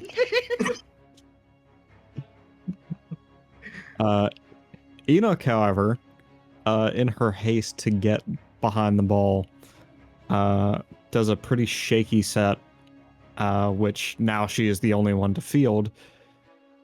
So she sets it very weakly and then immediately rushes up for a very increased difficulty charge. This makes me actually want to go play volleyball. Every Oh. time I see volleyball played, I'm like, that looks fun right about now. It is. I used to play it in high school. It was a lot of fun. You know, back before I got all fat and was just tall and could reach above the net without even needing to jump. You just hold up a hand, block. Actually, there were many times I did that, yes.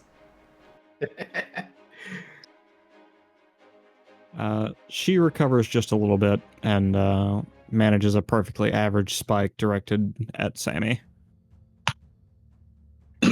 Come on.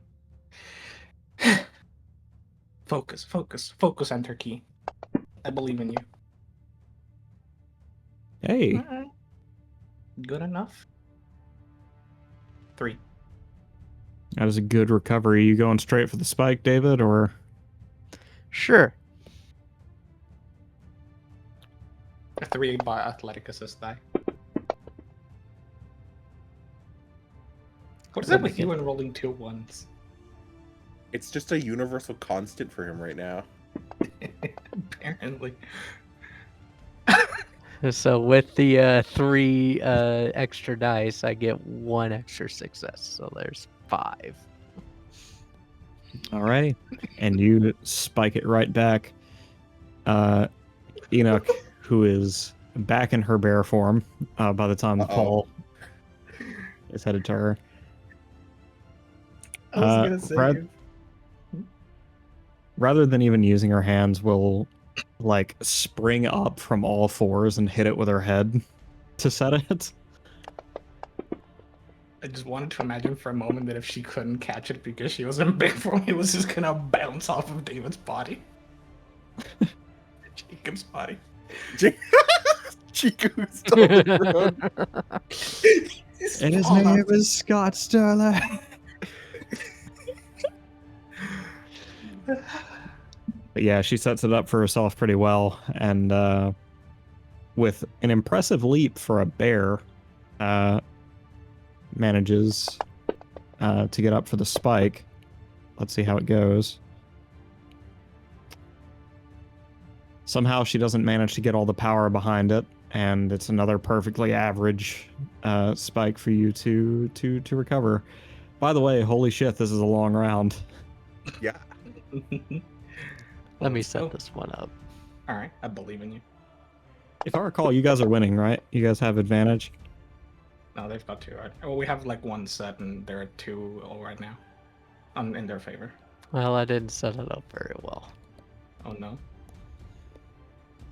Right. It's a pretty shaky setup. Unfortunately, I have no more boost die. Increased difficulty? Yep. I assume so. I'm gonna be kind and just the one this time. You know what? I'm bigger, so that should decrease the difficulty by 1 and give me 9 crit. I believe. When you pick one Or of it's those. one or the other. Yeah. It's one or the other. Let's see. Do I take a risk? Do I take a 4 or do I take a 3 and chance an explosion? I'll take the 4. Nah, who am I kidding? I love risk. I'm bigger overcharging it. Oh no. I took a 3 instead. Darn it. Gambling doesn't pay off. How flagrantly do I want Enoch to continue cheating? Because I just thought of a hilarious way she could do it.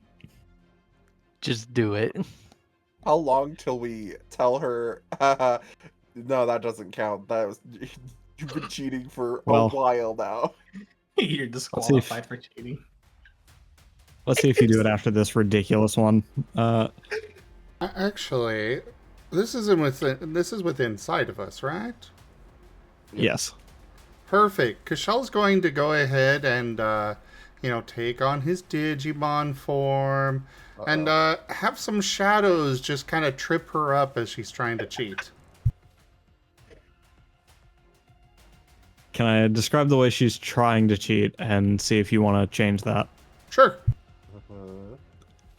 This time, she is just on her hind legs. She gets her claws up under the very top of the net and just flings it upward so that it will catch the ball and fling it to the ground. Oh, in that case, he's just going to go ahead and use the shadows to quickly bump the ball up over the top of the net still? All right, so here's a roll for if Enoch sees that. Oh no. Because if she doesn't, she's not getting a chance at saving this. And her perception is very low. Yeah, she doesn't even see it, like, actually go over the net in time to save it. And she can only watch in slow motion as the ball falls directly in front of her in the dirt. You're tied up again. Heck yeah. This game's never gonna end. And Jacob Well, is if still we on win the this No. set, we win the game. So this is Oh. possible game point. No, it is actually going to end. Because this has been half an hour and I want to get to other things. True enough. Okay. So, Enoch, in her bit of frustration, lets out a roar before raising one of her legs and just stamping on the ball. It explodes with a loud pop. Oh. David's just gonna look. Whoa. Castillo has kind of grabbed Cashel's arm and is like almost hiding behind Cashel. Cashel The is roar kind of reverberates around the forest. Cashel's going back to human form quickly, which he is bigger in human form, so there's that added bonus for Castillo, and he is just smirking as he puts a hand on Castillo's arm. David's gonna be like, hey Jacob, is she gonna be okay? Jacob, who is hardly moved, is hitting the ground. Are you okay? We'll just kind of weakly raise a thumbs up and say, just give her a minute, she'll get over it. Wyatt is just shaking his head disapprovingly at the antics, but he has a big old smile on his face. Well, Sammy's I- going to. think that means we win, Sammy, because we were ahead in wins before the ball was destroyed. You know what, David? I concur with you. I believe this is a victory, and good game. Good game indeed. I'd say let's go shake their hands, but I'm pretty sure Enoch's would probably chew them off. He looks at Enoch. Enoch. Looks back at David. Enoch. Oh, sorry, go ahead. Yeah, Enoch. He looks at Enoch, and then looks at David. She's harmless. I think. Maybe As to Enoch's you. rage kind of, but as Enoch's rage kind of dies down, she'll remove herself from her Digimon form and just kind of cross her arms all frumpy like before going to check on Jacob.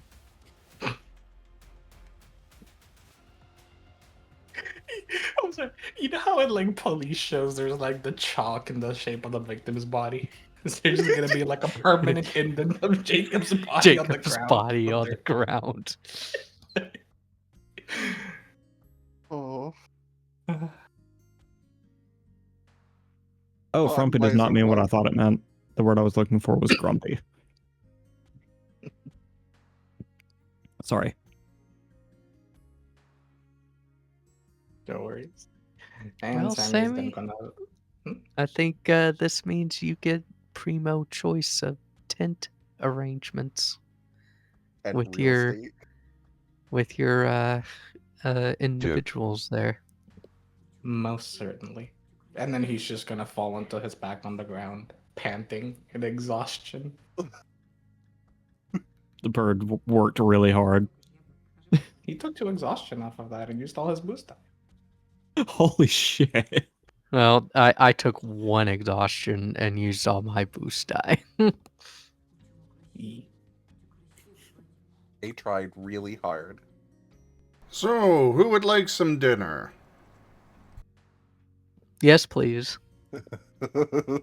Me too. Raises an arm. Picks up Jake. Sammy. Come on, let's go. He picks him up. Oh my god. Enoch What? will pick up her husband in a fireman carry and begin walking back to the campfire. How do you pick up Sammy? Like bridal style or like over the shoulder? Pick 'em up bridal style.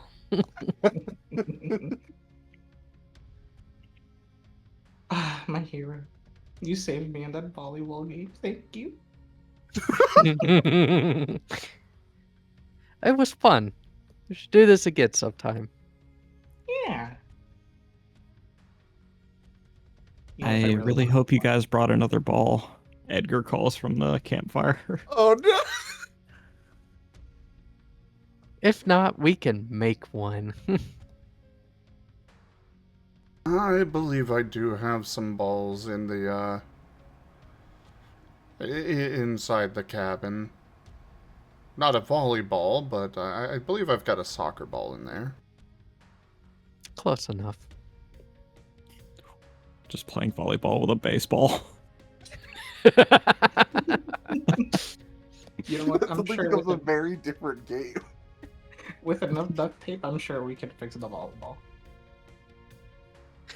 I think that thing is beyond saving. I have enough duct tape. As David reaches the campfire and places Sammy on a log. Thank you. Oh, welcome. And then he'll grab some log as well. So you two have Oh. fun. Are you telling me David's getting wood? Don't teach my Oh, handsome God. to suck it! Great timing. Yeah, immaculate.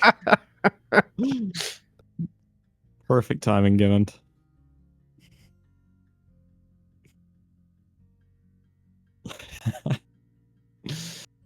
Oh man. Geeman's just on a roll tonight.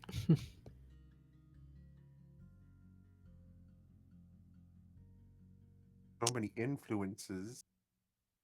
As you're settling down to eat, Sammy, David, Hello. you might have a look back towards the volleyball net and notice that the volleyball is back to its original condition.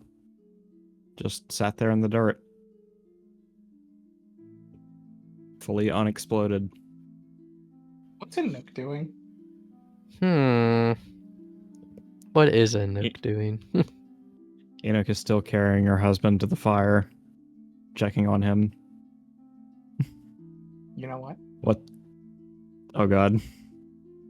Since I'm going to predict she'll be the next one to touch it, Sammy's gonna take a quick walk over to the volleyball, then pull out glitter and pour it on the volleyball. And then, like, the side that has the glitter, he's gonna roll it so that's on the ground, so it's not visible. Oh, You're diabolical. Evil. evil She cheated. art. What if Give what if Gab- that winds up in Cachel's cabin? Gab, we do not allow evil characters in ZGF. Especially not the maniacal kind like that. Oh. That glitter is going to be found in this wilderness for Wait, what the fuck? centuries. What Don't worry did you about it. do? It's No, the wait. quote. I don't know the quote. Did you What in forget the about that, Matteo? No, well, yes, actually. What was the context? It was the ice bucket, and I explained to you how you had to put the bag Oh, in the there. bag. Oh, that's And right. that was your To get comment the to ice. it. Yeah, because I never. I usually just take the bucket and get ice. Well, I mean, the bag you is told me to to, you told me to keep the- basically like put a trash bag in it, and I was like, okay, well now my bucket's got a fucking condom on it. Well, it basically is a trash bag, but it was with the bucket. Yeah. Yeah. Oh man, good times. I hope I get to go I there need to again remember. sometime. I need to remember more of that FWA.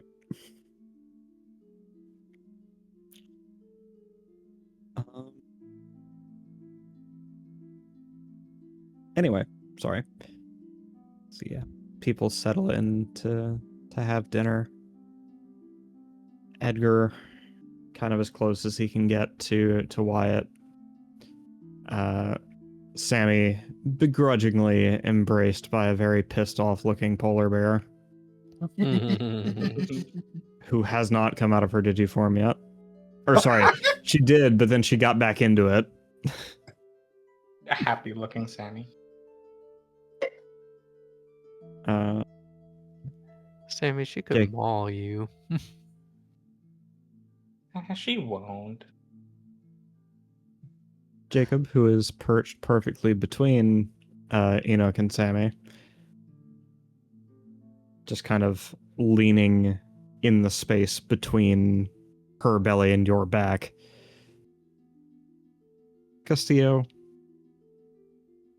being probably the only person who has someone else here who is not like very, very close to them, in that overstimulated guy needs his space.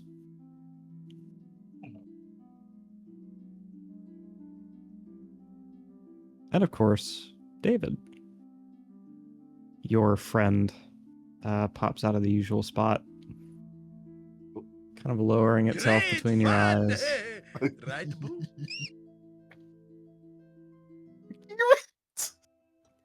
Hey, buddy. Hi. Is David talking to nobody? Yes.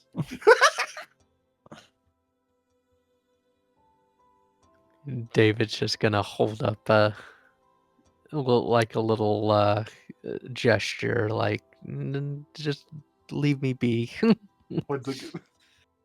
at the group while he talks to his little buddy. That looked like a really fun game. Did you win? Yes, we did. Only because a certain someone, and then looks over at Enoch, destroyed the ball. But it's okay now, somehow. Rank up. Hold the line. This hamlet shall not fall. Kenku raided my stream with 5 viewers. Kenku, thank you very much for that raid. Welcome in. How was your stream? Hello everybody, I am Razim. You've come into our Agents of Reflection Scar campaign. I hope you all enjoy the show. I'll be in from the chat from here.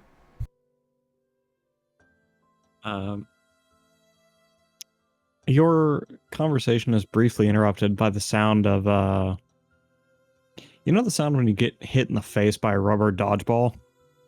Yes, as I have had that happen. That is the sound that you hear when the volleyball flies from where it was sitting and strikes Sammy right where his beak would be. Right in the schnoz! Covering him and his entire polycule in the glitter he laid up under it. Thank you, Gimmon, for that major ethereal influence. Ow. Who threw that? David's gonna look on this display and see and say, and that is karma in action.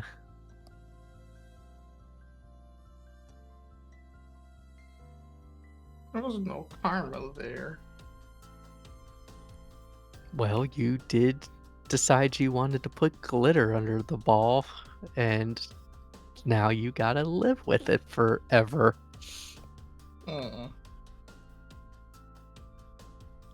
I guess at least we're all sparkly now. Jacob seems totally unperturbed, once again tweaking out his hip and saying, "Oh hush, I look fabulous. I'm not worried about a little glitter." Wyatt visibly scooches away from the glitter. Oh. Hey, Mario, I have a question. Yes. Does glitter carry over between Digimon and human form? It does now. I was gonna say, Glitter 'cause if it doesn't look- transcends everything. It is Yeah, like, stage herpes. It's eternal.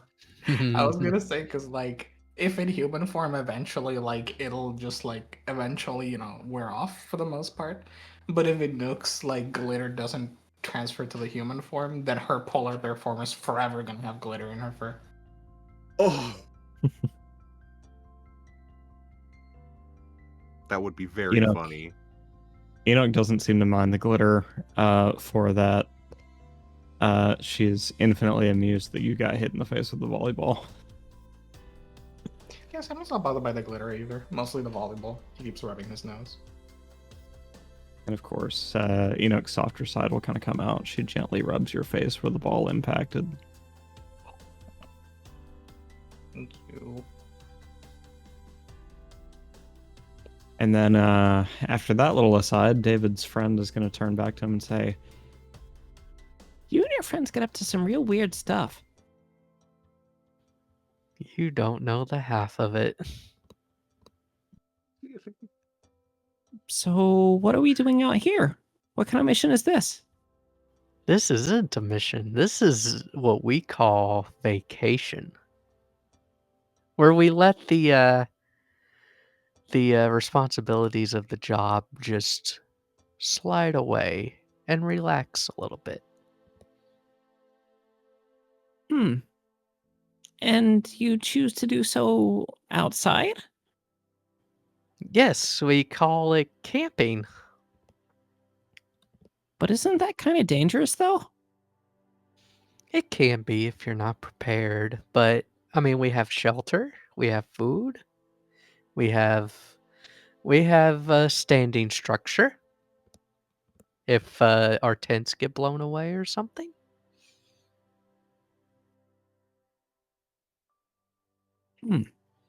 So I mean, it can still be a little dangerous, but I mean, life has words. I can word. I swear. Life finds a way. Life finds a way. Life is full of danger, so you just have to roll the dice sometimes. the little puffball will once again kind of secure itself by its tail around your neck and just dangle down on your chest like a little necktie. Well, it does look relaxing. Yeah, it is. And David will give the little Wamon pets.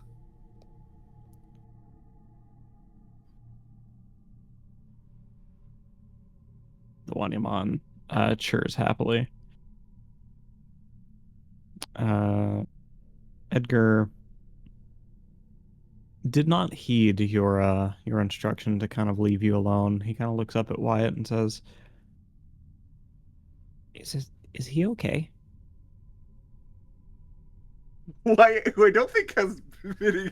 I mean, David's mentioned the little buddy before, but only Kashal and Kerbold saw him talking to nobody before.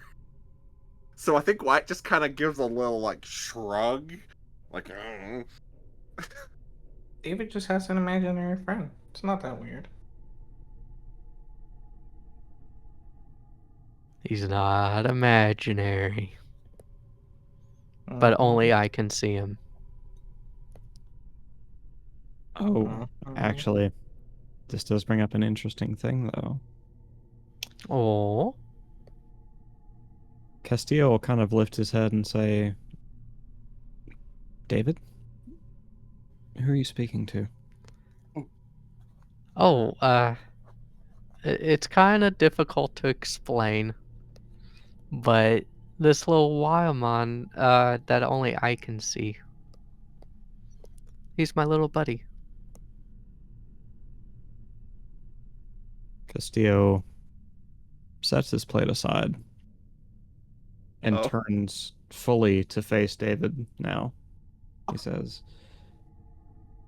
"David, are you the subject of a haunt?" Not to the extent that Sammy was.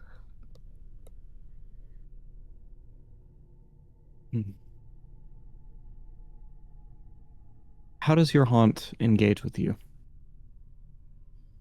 He usually appears. Where does he appear again? Usually appears on top of your head.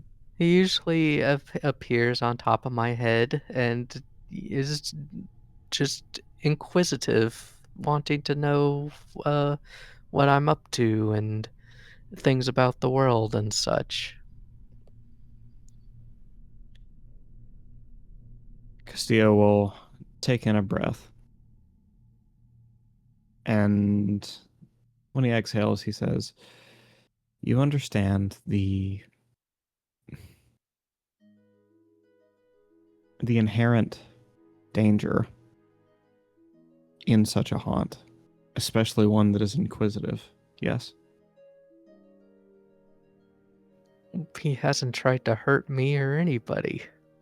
Not like that piedmon that was haunting Sammy.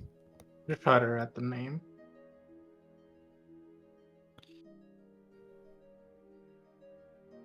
I understand he may not appear as though he wishes to harm you, but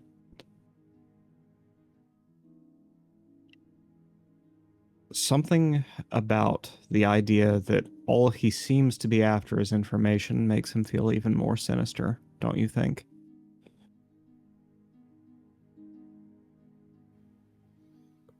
I get what you mean. But he hasn't even asked anything about Merl or anything.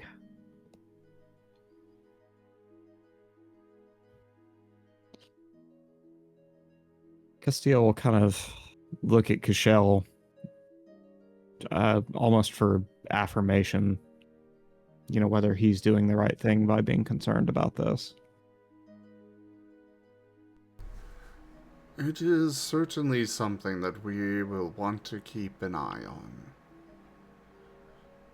I see. I am unfortunately new to all of this, but I believe the best course of action here is that I request you write down any questions he is asking and report them. But otherwise, if he's not causing harm, then very well.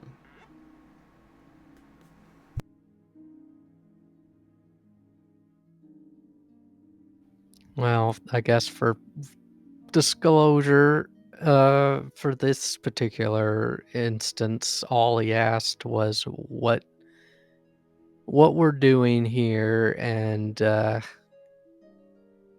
what I was playing earlier.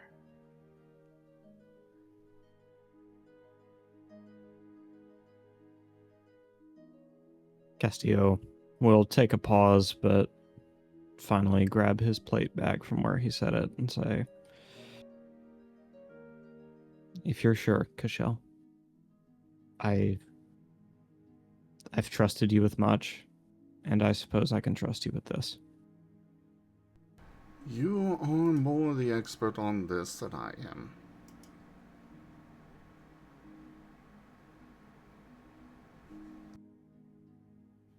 I do At agree, this- though. It would make me more comfortable if we knew exactly what he was asking.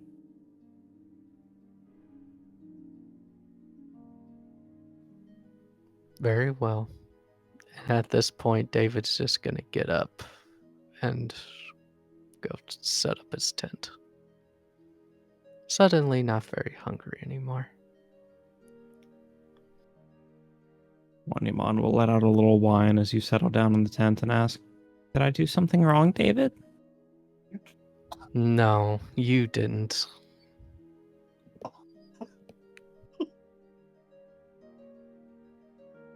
But we've had a bad experience with haunts in the past, so they are very suspicious of any.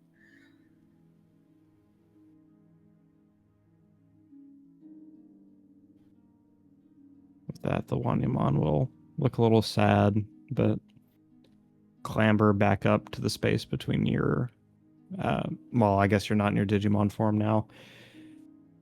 They'll clamber back up on top of your head, and then you feel the weight disappear.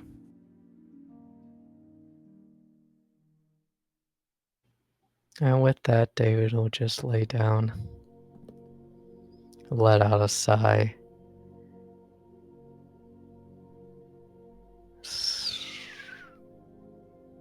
and just drift away into sleep.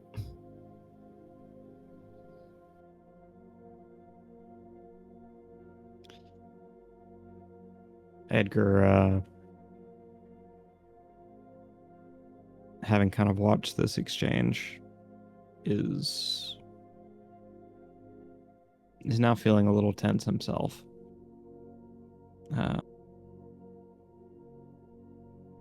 He's kind of subconsciously leaned away from Wyatt, just keeping his eyes kind of glued to the dirt as he eats. Oh, and by the way, David's gonna so be passive aggressive about that and write down, "Did I do something wrong?" as one of the questions that he asks.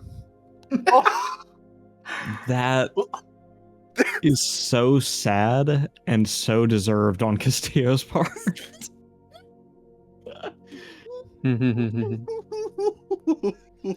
Are we gonna get like in the group chat? We're just gonna open a thread for Wanyamon's questions, and that's just immediately gonna pop up as soon as David goes to bed. Yep. Yep. The first question: did I do something wrong? Holy shit! Are you sending that before you go to bed? Yes.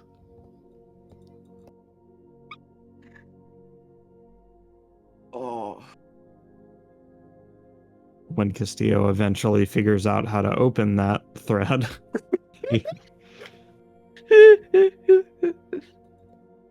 Michelle can show him later. He just kind of frowns, pushes his hair back, and says, "I'm sorry I've dampened the mood, Kishel. I'm going inside." Rest well. You can take the bed. I will get the couch.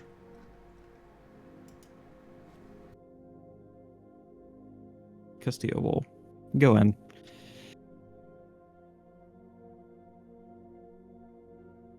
Jacob kind of shifts against Sammy and says, "Okay, I'm going to be so for real with you. The vibes are rancid. Can we maybe retire?" Probably a good idea, as he picks yet another little bit of glitter from his hair. I do not want to deal with another haunt. Bed sounds nice.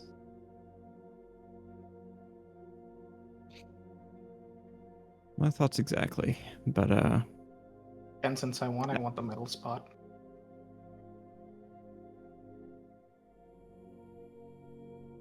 Jacob kind of scans your eyes for a moment, not sure what you mean, and then realizing it was never about somebody sleeping on the ground. It was where people were going to be arranged in the same sleeping bag. Well, Sammy's getting crushed. Yeah. That's true. Just Somehow I think probably that's what he likes it. wants. Well, no, Maximum. Enoch has been advised not to sleep in her Digimon form, so she won't do that.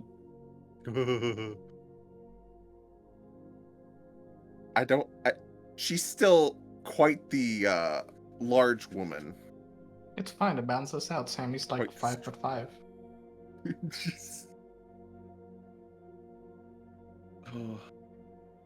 I mean, yeah.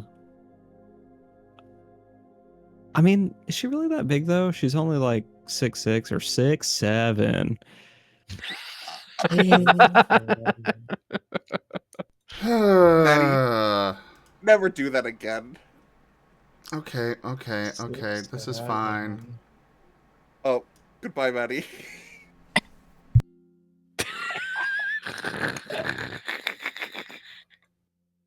Is it wrong that Fitting. Is it wrong that I did the hand gesture when he said it? Timeout Lake. Yep. That's awesome. I like that. Punch I Maddie get in the it, lake. because we're in the lakeside cabin. I get it. Mhm. Just out of curiosity, like, what did Stream see while I was away there? They just Just saw your- an absent icon. Oh, got you. Storyteller absent. I'm surprised you even have that. I do for the sake of just not having a random empty space. Well, yeah, but if the storyteller's missing, Well, is there if a session? like if your internet crashed. Oh, got you. Yeah, like we smarter were than in I the am. middle of a session and you just disconnected for a second. It'd be like, oh, There's even one for me. Wait. But Can that's maybe what's edit. actually impossible. No, it's not. Not really. yeah, Zem has spontaneously DC'd Yeah, before But before if the Zim stream dies. If Zim DCs, the stream is from his perspective. Well, they're still going So to. we all just disappear. They're still going to hear me, but I would show up as absent. Be like the talkie icon won't be active because I wouldn't be in a voice call. And you also have like a Yeah. couple of times where other people stream your stream the tabletop. Use the This icon. is also true. That too. Sorry, anyways. I hate to create a tangent. Although I very intentionally created that one.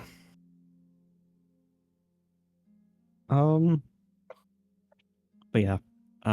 Enoch will gladly oblige you being in the center. And Jacob will take whichever side Enoch doesn't want to be on. And so sleeping arrangements are set. And that leaves, having a little look here, Zarya, who I forgot was even here, to be honest. I don't think Edgar and Wyatt have gone anywhere. Nope.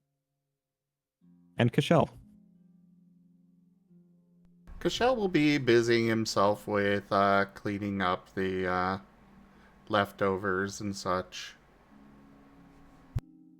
Wyatt will pull out marshmallows for Edgar for the to roast on the fire. Edgar gives you a smile. He's been looking forward to this, even if the vibe is a little different now. Mm-hmm. And he'll sit there and roast marshmallows and say, "So how long was I away, really?" On this end, it was 8 months. Gosh. And I'm sorry. There's so much to catch up on. Mm-hmm. How's mom and dad? Dead.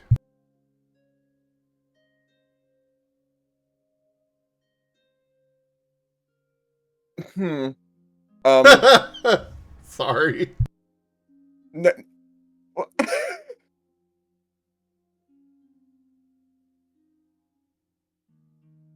Maddie. Okay, if I have accidentally like retconned something where they were gone before They Edgar were even gone disappeared. before Edgar disappeared, yes. Yeah, Oh, I okay. didn't That's know my that. bad. That's my ignorance as a storyteller. Apologies. I thought I was just making a joke. Too soon, Zim, too soon. Slipped my mind. My bad. So Edgar's instead going to say,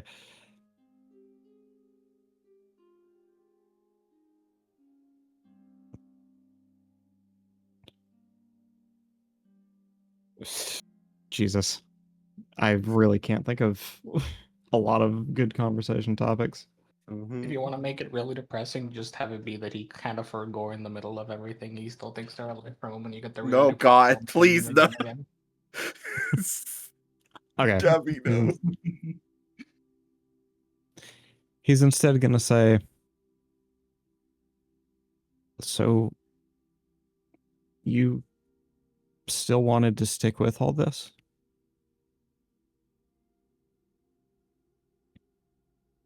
I mean, currently we have. He like gestures to Edgar's arm. We have to deal with that. But I don't know. I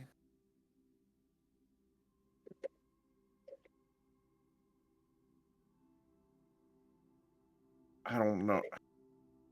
I've been, you know, you're like you're almost as old as me now with the weird time stuff.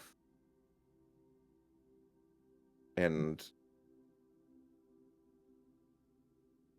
I mean, you were gonna go to school, go to college before this all happened, and I don't know, I didn't really have anything to do. I mean, I'm not, I was I'm not asking you to explain yourself, Wyatt. I guess I was just trying to see if your heart's really in it, you know? Into this mirror pool and their whole mission.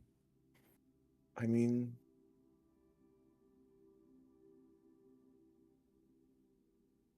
it feels like it's actually, accomplishing something, which is more than I can say about the several jobs I've had before this.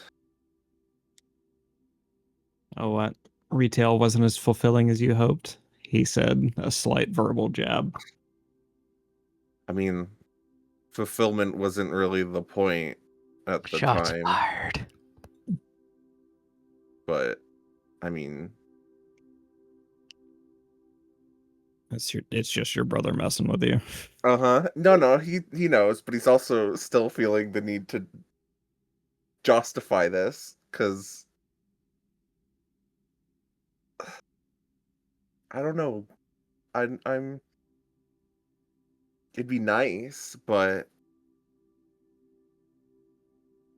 I guess I'm still on the fence.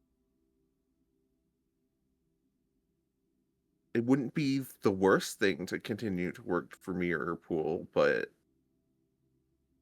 I don't want to leave you alone. He shrugs and says, for what it's worth, I think it suits you.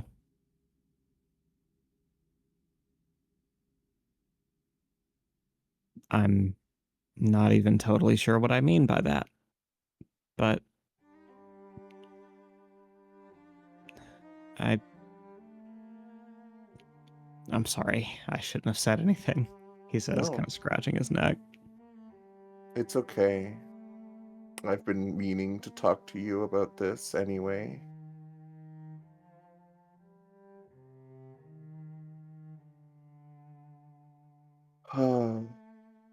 Things are complicated.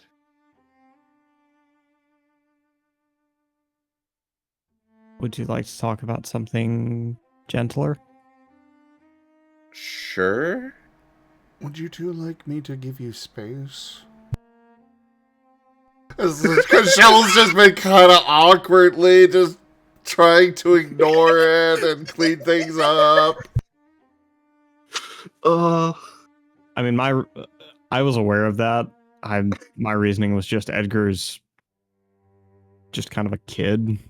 Well, I mean, he's despite having been aged up by the fucking... he was 18 8 months ago. Yeah. There's a certain part of me that likes to imagine the tension breaker for Kashal is just he's just sitting there and it's so awkward that his mushroom like falls and melts into the fire. Mushroom? Marshmallow. What marshmallow? Marshmallow. Oh, I think you meant marshmallow. Look, they're the same difference. No, they're No, really they're not. not. Yes, But they are. But yeah, Edgar's just gonna say that guy y'all sent after me. He had really soft fur. I know. That's right. That one. Ido's nice. Yes. He's also really cool. Showed me a lot of stuff about the other world. Mm-hmm. Anyway, if we're bothering you, Mr. Cashel, I guess I could go back to the tent. I would not say you are bothering me. I simply asked if you wanted privacy.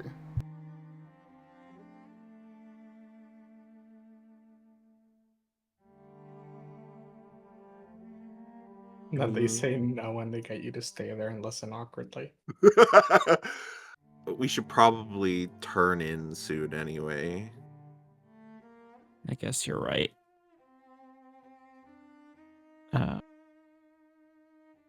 Oh, there he is. Hi, Mofu Mofu. His ears were burning. But yeah, Wyatt will stand up, give you a polite bow and say, thank you, Mr. Cashel, for the food and for the vacation. Absolutely, I hope you enjoy it. Wyatt will nod to Cashel and then start heading back to the tent with Edgar. Leaving Cashel. How you spending the rest of your night? Oh, he's gonna finish cleaning up, put out the fire, and head on in and get as comfy as he can on the couch. It's a decently comfortable couch, but, you know. Is the bed within view?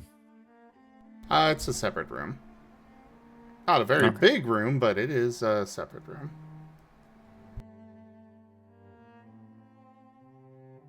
Alrighty. I ask because I'd like to remark that Cashel is out like a light, and probably has been since the moment he laid down. It's been a long day for him. Castillo? Sorry, yes, Castillo. Apologies. Pat pat. And the night passes uneventfully. A new dawn comes. Roll initiative.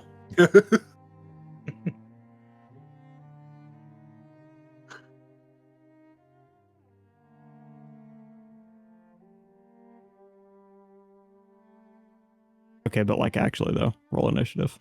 What? Oh yeah, I'm just bringing up my sheet. Like a check or like battle initiative? Why must we clarify things? Why Well, can't I make you squirm a little longer? Unfortunately, they are two different things. Ah, damn it, it's a check. I'm just seeing what order you guys wake up in. Okay. Oh, could Cashel just auto win? I mean, Does it? Wyatt also was Oh, gonna yeah. get up early. By what mechanism is Wyatt waking up? Probably his phone alarm on his phone, but like vibrating next to him. Okay, then I'll let the two of you determine your order then. I mean, Cashel's always up at the crack of dawn and doing some exercises in the morning and then gets breakfast going, so... Yeah, Wyatt's probably not up quite at the crack of dawn, but he's up fairly early to start jogging, start going on a run a bit down the shoreline of the lake. David is also up before Jesus for some reason.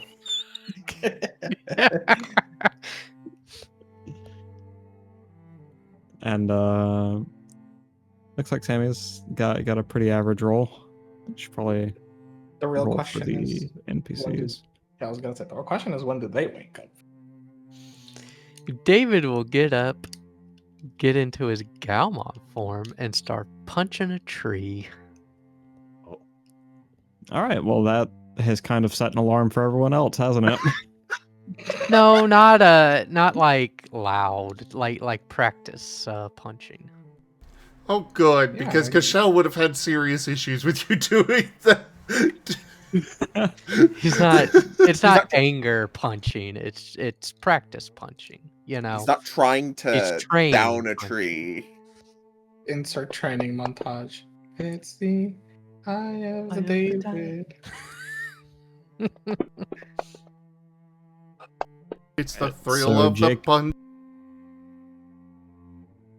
So Jacob is probably going to be the last to wake up, very, very, very, very shortly preceded by Enoch, who rolled a 2 and a 1 respectively. Jacob still messed up from volleyball. For real, for real. Let's see how Zarya's doing. Probably going to wake up about the same time as Enoch. I don't know why everyone's rolling so poorly. And Mr. Castillo.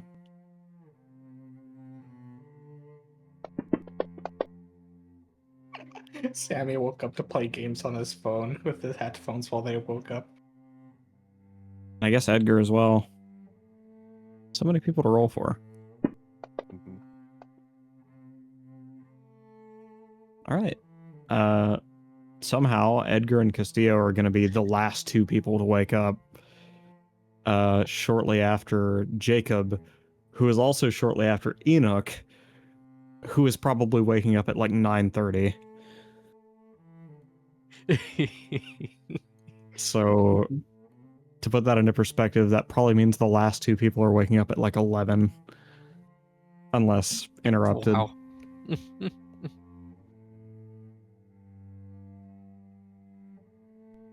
Cashel will probably get it. Well, no, he'll let them sleep. But if their breakfast gets cold, that's on them.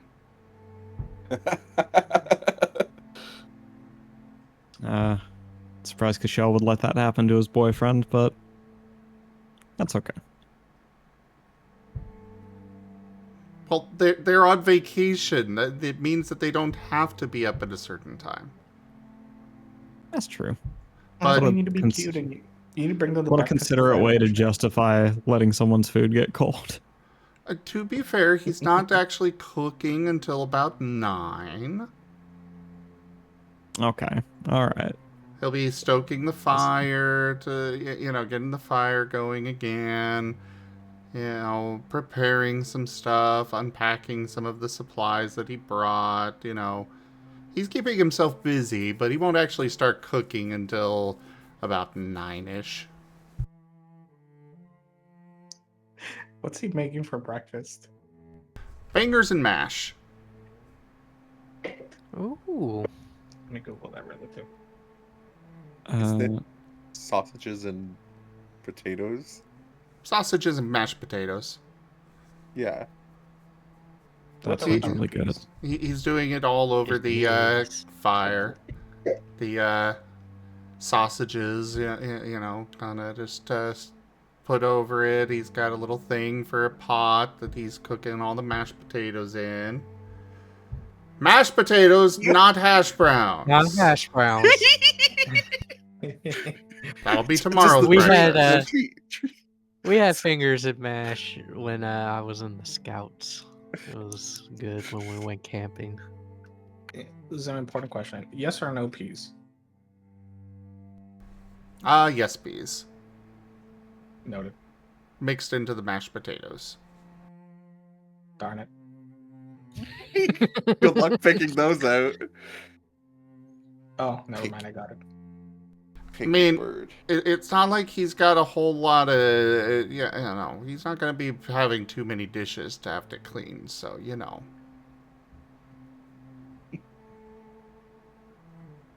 It's all just mixed into one big pot.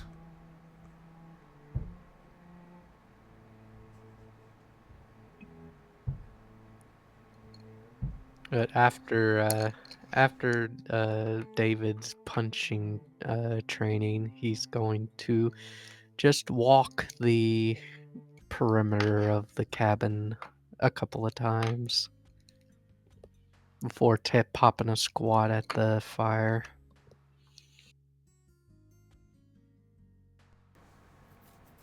To note, there's not even a driveway to get back here. There is a path, but it's not wide enough for a car.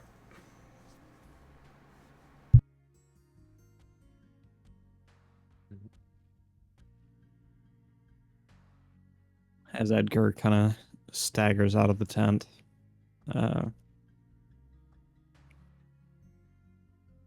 he'll be a little more lightly dressed than before, probably just like gym shorts and some graphic tee, as he sits down against one of the logs by the fire and says, "Good morning." Good morning. Good morning. 2 of those are yours, and you can have as much of the mash as you want. It's a massive pot. I have a question. And not instant mash, for the record, real quick. This is, properly, he peeled the potatoes and boiled them and then mashed them and, Oh, so it's true mashed potatoes. Yes. Tossed in some seasonings. A couple sticks of butter.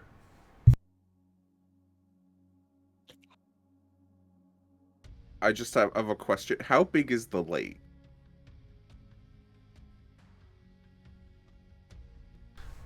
It's a fairly large lake. Can just barely see the other side of it. Okay. So yeah, Wyatt probably gets like a quarter way around it before heading back. Oh, you were going all the way around the lake. Uh-huh. Oh. Well, you'll come across a few other cabins. Uh-huh. He's just, jogging along the shore for a while. Probably for like an hour or two, actually.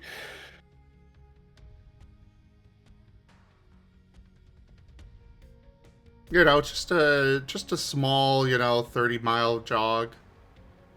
Exactly. Alien. Haha. Wyatt used to do track. Then would you say this is on track for his character? Shush.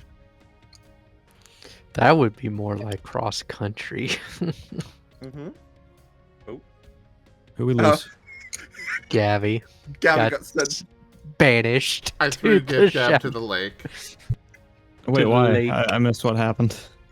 He made a bad pun. Made a bad cringy pun. Gotcha.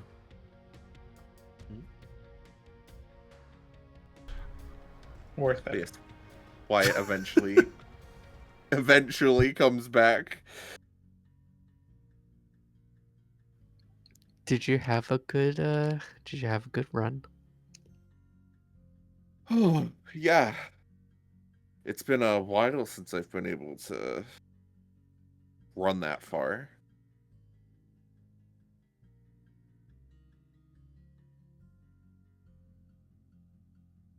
He'll take a seat next to Edgar.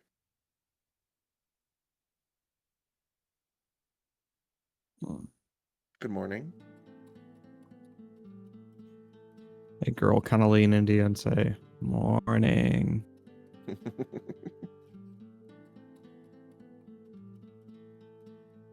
Did you sleep well? Yeah. A lot better than usual, actually. Considering. Good.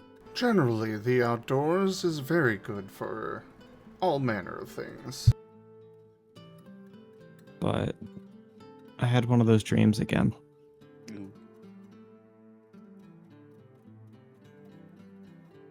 Wyatt hugs Edgar. Don't worry, the red panda is not real. It cannot hurt you. Wow. It was standing on its hind legs and looking at me. Was Menacingly. wanting a bottle.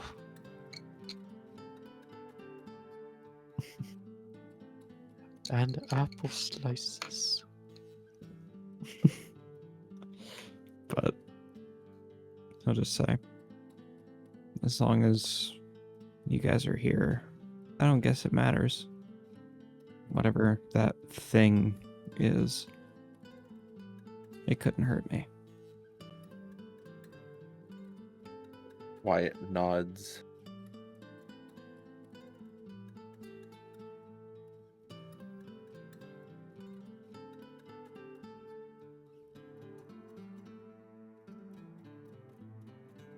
Next is...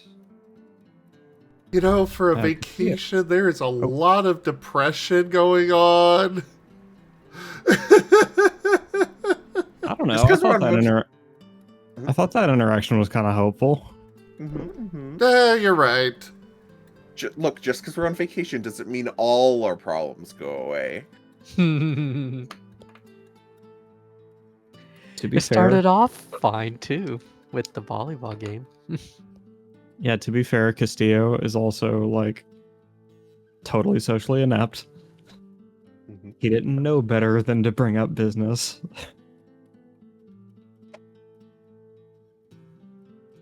Especially right now.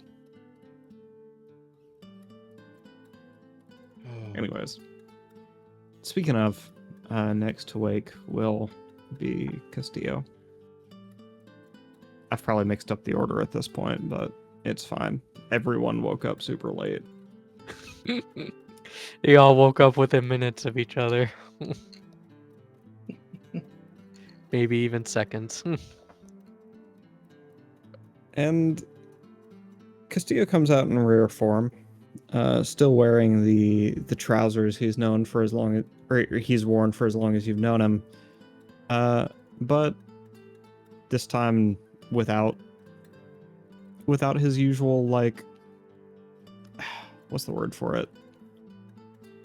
The shirt that's also like attached to this kind of cloak thing. Tunic? Yes, I think. And for someone who has existed in a cold, totally dark cell for most of his life, he's in surprisingly good shape, if his rock hard abs are to be believed.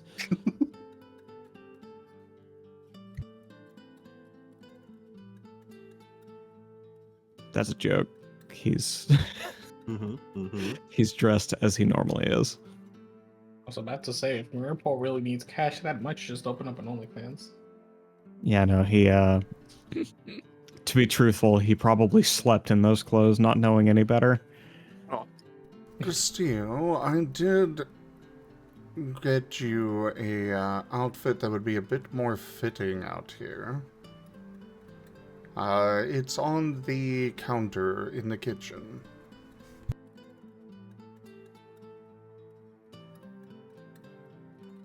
How did you know they would fit? He says, tilting his head. Well, they may or may not, but they're meant to be loose anyways, so... And there's a drawstring on the swim trunks. Swim trunks? Well, yes. Special shorts that are meant for swimming in. We're going to swim today? Probably not. However, it's better to have that than, you know, your current outfit.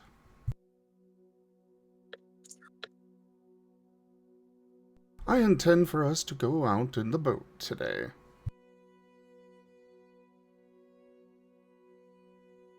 He smiles and says, This... Well, It will come as no surprise that this is my first time on a boat in a very long time. But it's a familiar experience, at least. Unlike that abomination, he says, pointing to the helicopter.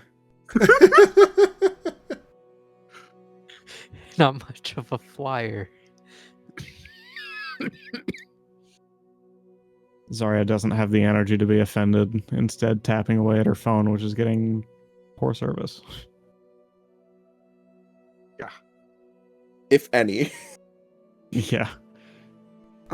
You're not going to find much in the way of service out here, but I do have a satellite phone if you need that. I don't think satellite phones are set up for socials. She'll say, No, frankly. but take this opportunity to get away from the technology.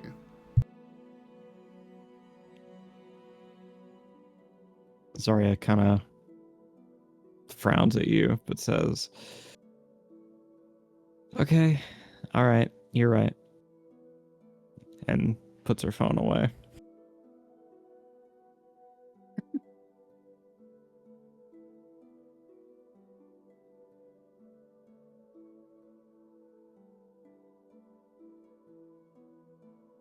As for the clothes that Cashel picked up, he did his best to approximate Castillo's size, but then went to size up because, well, loose t-shirt and swim trunks can be just tightened however tight he needs. So,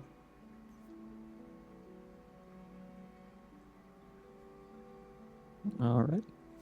Giselle not beating the dad allegations over. I wasn't aware he was trying to.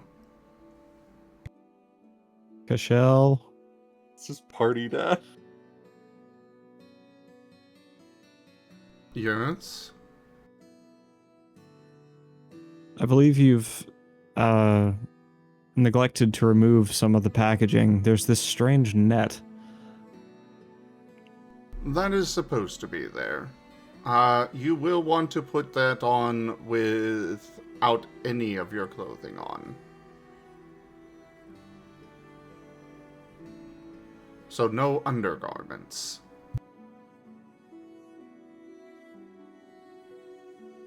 Pause. And then, okay. Don't teach my hamster to suck eggs. Oh, hi, Gimmond. Good to see you again. I was getting worried, but now I know you're still there. What, number 5 or 6? I think this is 5. Alrighty. So yeah, Castillo will come out of the cabin, appropriately dressed for his little boat trip, and he'll just be kind of looking at himself, visibly a little unused to this kind of clothing. He says, this is... How do I put this? It's more skin-bearing than I'm used to. Don't you have something more, conservative?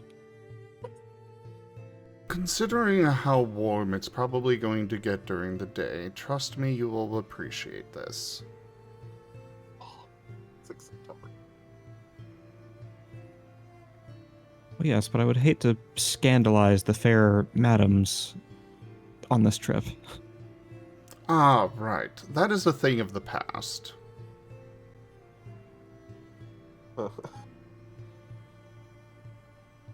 As long as your shorts do not, leave your body, you'll be fine.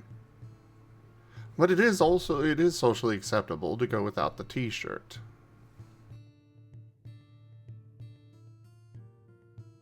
I believe I would die of embarrassment, Cashel. Well, that's why I got you a t-shirt as well. Ease you into this. Though, poor man. You probably should not be wearing those shoes. He's still wearing the weird pointed-toed leather boots he's been wearing this whole time. Oh He takes them man. off Peter Just triangular. give him flip flops. Like he's wearing swim trunks, a t-shirt. I assume. I missed your description actually. Yeah, swim trunks, a Um, t-shirt, and and boots that come up to his fucking knees. You did get him proper footwear to go with that ensemble, right, Cashel? Can we retcon that he did? Because I did not think of that. Yes. Okay. Yeah, that's fine. Then he got him, he went with sandals, you know, proper ones, rather than, you know, flip-flops, because at least they might be a little bit more familiar to him.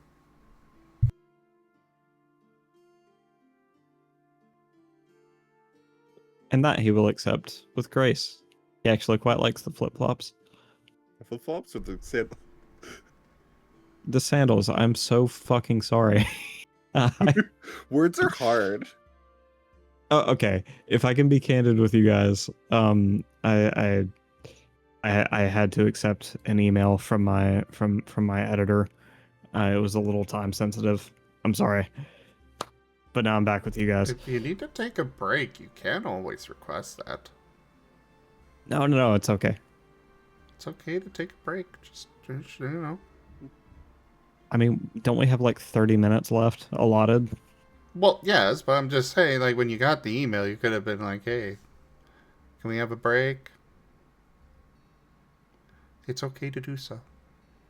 Okay, I'm sorry. Don't give Crocs. No. Are you serious? No, No, not Crocs. Crocs are ugh. I don't like them. If I when could wet, time you out for 6 minutes for saying that. Crocs, the sound they make when wet, that squeak, gives me goosebumps. I hate it. Oh. I'm gonna put wet Crocs on you, and then I'm gonna take off the thing on the back.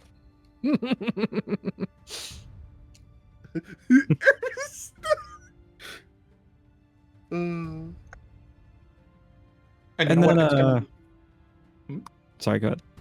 it's gonna be the kind of Crocs that have holes around the side, so the water just pools in there, and you can't like just quickly push it out. You're gonna have to take it off and then pour the water out. No. Oh. That sounds like a cruel and unusual punishment. Hey, Gabby, what did Zim say earlier about being evil? I can't play an evil character. That doesn't mean I can't be evil. Ugh.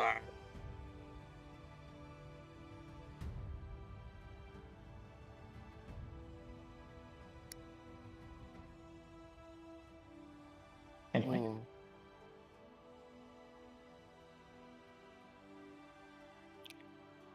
Okay, so we just finished speaking very briefly on Castillo's state of dress and his fear of scandalizing others. And then out comes Enoch, dressed in a very modest, at least for the time, a very modest one piece and shorts. And this about causes Castillo to faint. Are you okay, sir? This is normal nowadays. But why, though? Expression of self and such. Expression of self, cheaper to wear because you don't have to have so much, and generally Freedom of movement. freedom of movement. There are many reasons. But one can express themselves through colors and tapestries. One can afford cheaper materials generally. And he just goes into this whole tirade about how freedom of movement's not actually an issue and all these other things. Like he's explaining all the old world ideals that you've been reading about in every history class you've ever been in. Yeah. Is he Like, dividing the he's- side? sir, it's been 2 centuries. A lot of the rules have changed, and modesty is a lot more lax Yeah. than it used to be. If you want, I can get you one of those old-timey wigs. Oh, God. I might Oh, be able to do put you- one together with the toilet paper in there. A powdered wig. Good lord.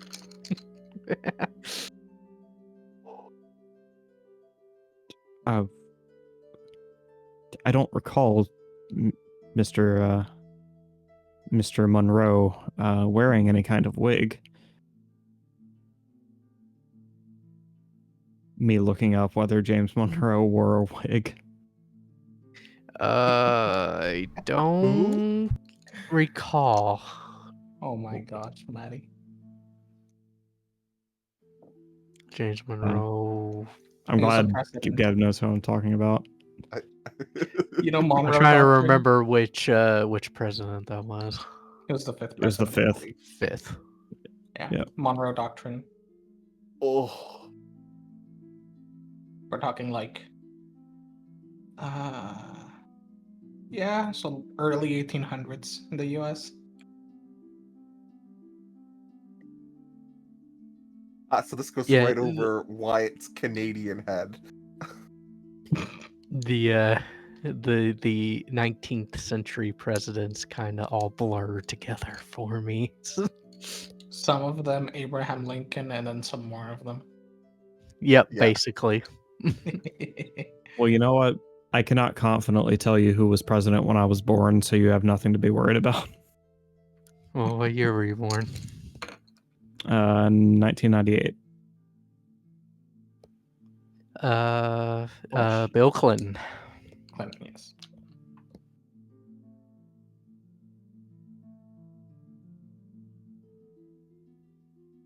Like I said, I had no idea. Well, I might have eventually guessed Bill Clinton, but I would not have said it confidently. Anyway. No, Ervasir. Ervasker? Irvas. Irvasser. No, he's only been in his cell for about 200 years. And he lived to the age, you guys don't know that yet. But, he's been alive a long time, but he hasn't quite been alive since before the 1700s.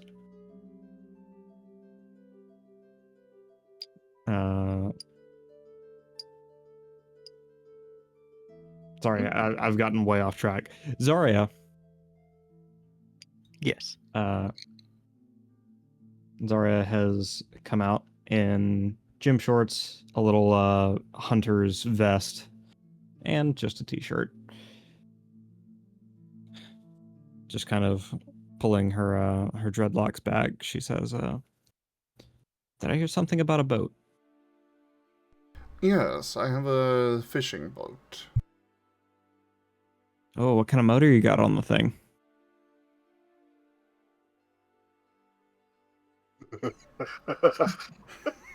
Is it a rowboat? I don't know motors myself, so, you know. You can just say Cashel says something confidently about his boat, unless it is in fact a rowboat. It is not a rowboat, but it's a mid-range kind of boat in general. Well made, you know, not super flashy. Is it the kind of boat where like you have to tug the string on the motor like 7 times and it just like revs up over and over and then finally it runs and it's like perfect for horror movie convenient moments where it just fails to rev up repeatedly? Or does it just go on the first try? Starting it up right now, it'll probably need that, but over the course of the vacation, it'll be fine. Okay. But it's also sat there for a bit, so it's gonna take a little bit to get, going. But it's also I'm sure not it'll one that he put has to pull the fuel back in string. it. It's key turn and such.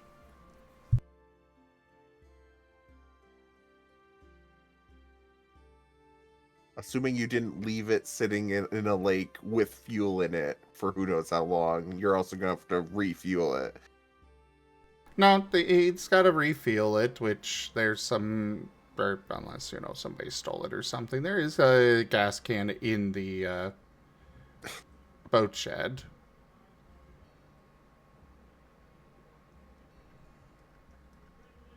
Have we Also- forgotten to wake anyone up?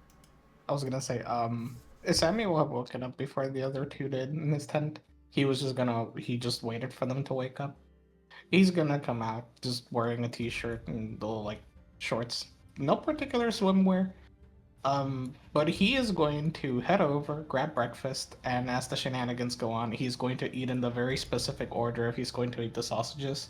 Then he's going to eat the mashed potatoes around the peas. And then once only the peas are left, he's going to individually stab every pea and eat it. One by one. I know you're trying to be offensive, but that is actually something my autistic ass would do. Yes. I'm not trying to be offensive. Well, not offensive, but you know what I mean. I know you're trying to make me cringe, but that is actually something I might do. Well, I can't find a way to make it cringe if I'd be weird. So I might as well just make it autistic. Fair. Something I would do. It does feel in character for Sammy. And Jacob will finally come out, still looking just as tired as he went to bed. He'll just kind of drape himself over Sammy's shoulders, clasp his hands in front of him, and be like, "Do we have to do things today?" No. Well, if you wish to eat, then yes, you should probably go catch some fish. Catch fish. I thought I smelled food. Yes, but if you want to eat dinner, you'll need fish. Sammy's going to offer Jacob a single pea.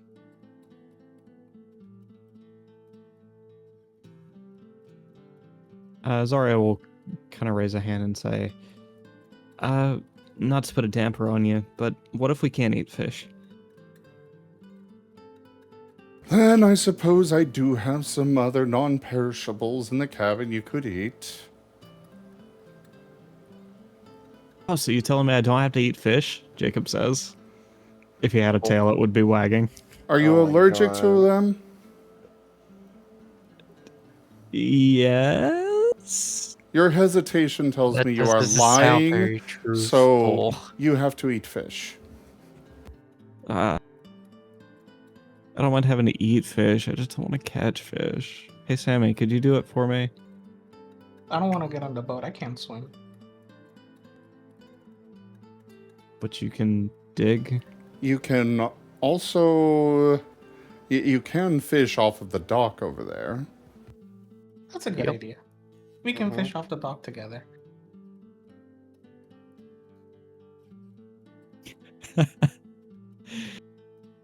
The visual impulse to just have Enoch standing in the middle of the lake in her bear form, just slapping fish up onto the shore.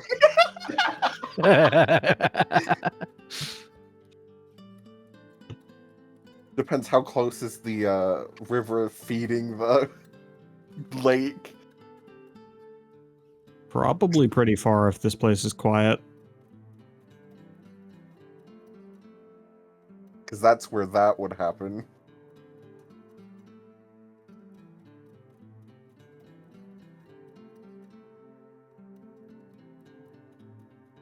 Wow. Seeing as that's a thing that can happen. If we can fish off the dock, Sammy's going to finish up eating and then grab whatever fishing equipment is available to fish from the dock. Assuming we have some. Shell has plenty in his cabin. Oh, lovely. Hey, Cashel, can I borrow? I forgot to bring. Yes, you may. Thank you. I won't break it. I promise. And if I do, I have duct tape.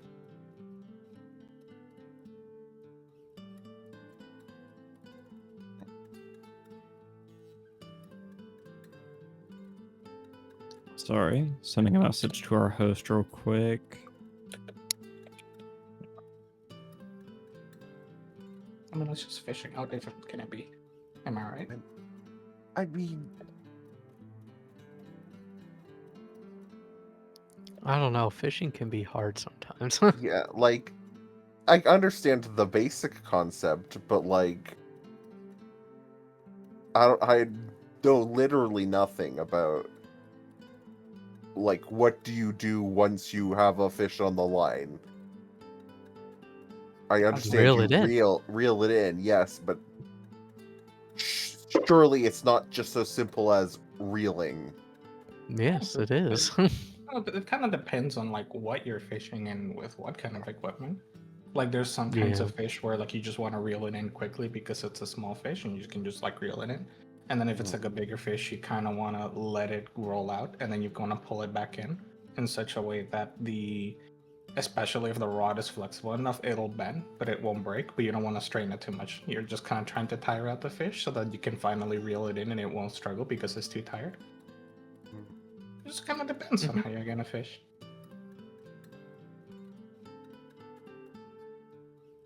The only rule I know is don't fish in the ocean. The ocean is evil. While Jacob continues to whine about having to do actual work, and Enoch tells him off for being lazy, Edgar is getting himself prepared for presumably boating and fishing. And of course, tugging Wyatt along the whole while. Mm-hmm. Wyatt is willing to try, at least.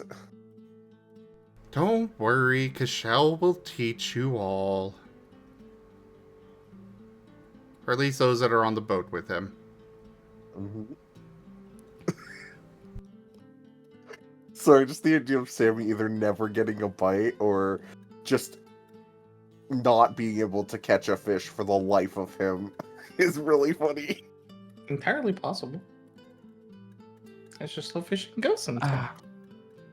Fuck, I just thought of something. Hey, Cashel, so you said we were going to go fishing, and if we should want dinner, then we should fish, yes? Yes. Would this require... This is Castillo, by the way. Would this require killing the fish? I can take care of that if you do not wish to, yes. He puffs out one cheek and leans his head to the side, saying, It's not so much the act of killing as much as I'd rather the little creature didn't have to die at all.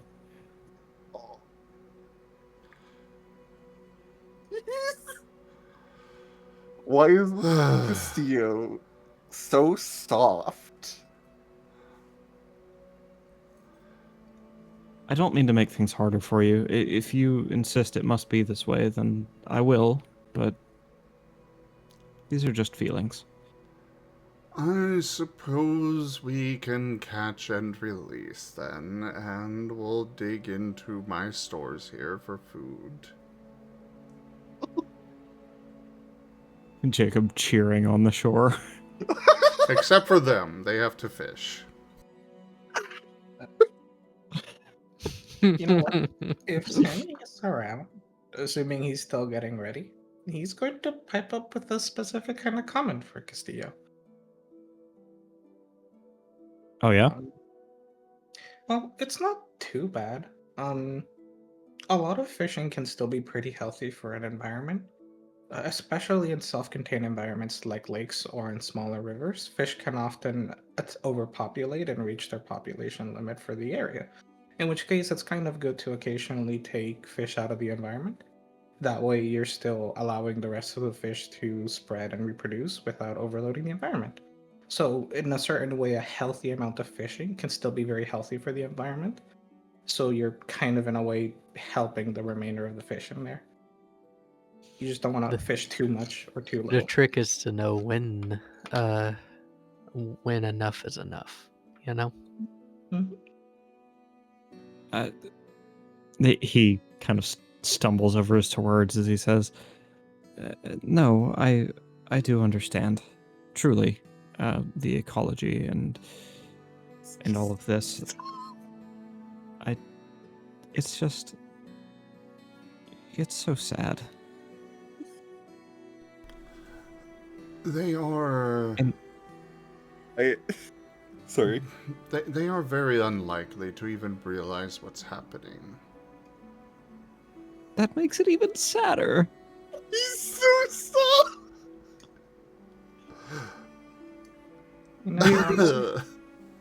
We are these vastly intelligent creatures, so much more well equipped to do the things that we do, and they don't even know that we're a threat until we've killed them, and it's all so cruel. If it's not And at us, this- it'll be something else. And at this, Castillo is like actually starting to tear up now. Oh my god!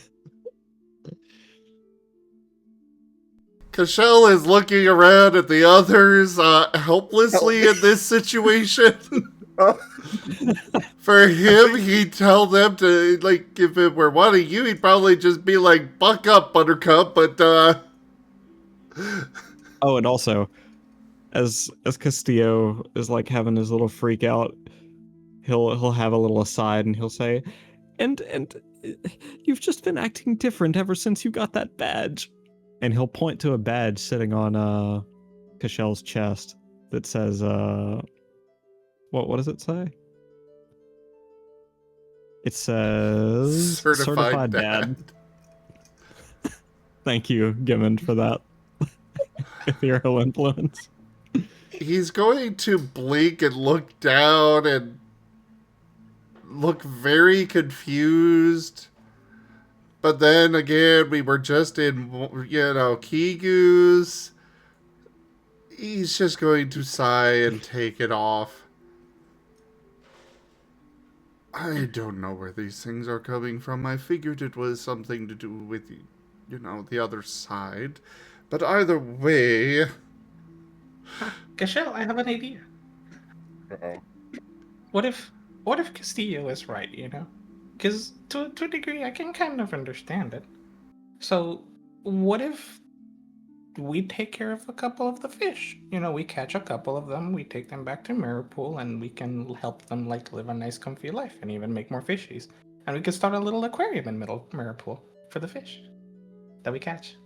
Sammy, that is so sweet, Sammy. Mirapool HQ is in the middle of a desert. This is also true. We can just make a little aquarium in there. I mean, they have No. plumbing. Surely they must have water. Yes, but that's a lot of water.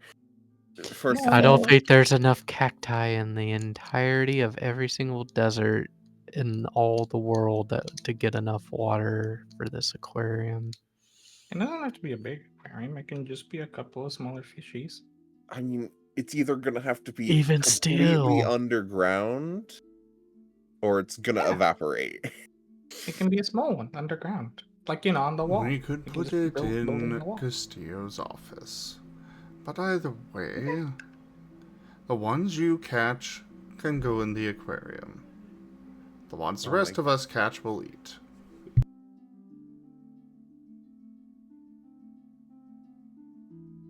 This seems to calm Castillo down a little bit, as he just kind of clasps his hands in front of his face and says, "Thank you, Cashel," and kind of leans his head into your shoulder.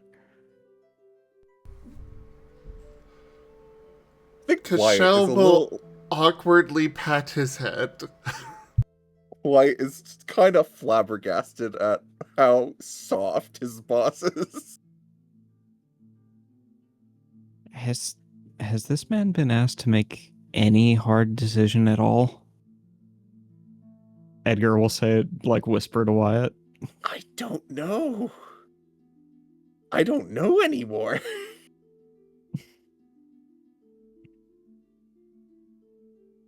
Sammy just walks outside, and from the distance you hear, "Let's catch some fish! I'm hungry!" You just ate. That's a very, very Not Sammy thing to say. Yeah, that's so sick.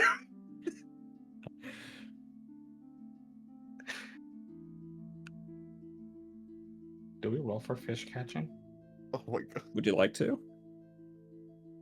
Sure. Hell yeah. That'd Time probably for be fish. survival. Right? I'm trying to. Sorry, go ahead. That's more of a Zim question. That'd be like survival, right? It would be. To actually catch it and Oof. such. I kind of imagine, you know, you roll a percentile to see if you actually even catch a fish. Ooh. You know, percentile per, I would say every 15 minutes. And then if you catch one, you gotta roll survival to actually land it. That's how So I what's the roll it. threshold for the percentile? I'll leave that up to Maddie. Oh shit. You could also do like. Wait, it's cold though. You know? Hmm? It's not a very good catching season. It is fall, but that's like salmon season. Oh, you're right. You're right. I'll give you like.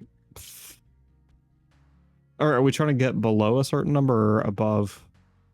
Well, it's always roll under. Okay, then your threshold is 30. Okay. You're fishing for how long? Oh, are we fishing? We have a percentile per 15 minutes, and we're fishing, let's say, like 5-6 hours. Oh, per 15 minutes. Let's lower that a little bit. Let's make it 15. Okay.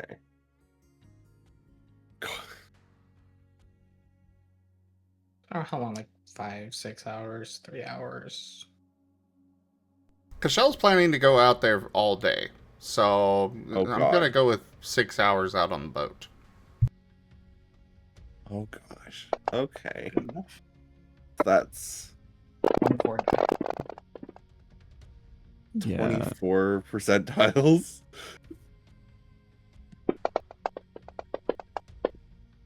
So, Below how by the much way, is that do money? 15.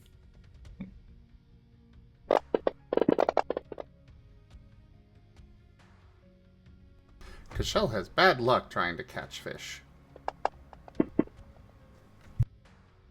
I got 2. Exactly. By the way, do let me know if I'm leaning a little too hard into 4, Castillo not wanting to kill fish. 5. No, you're good. I don't want to like assassinate his character by making him a total patsy, but he's got feelings. You said then the survival check for what exactly? Hello, Seda. We're about to kill a bunch 3. of fish. I got 3 nibbles. What? Oh, nibble. I heard it too.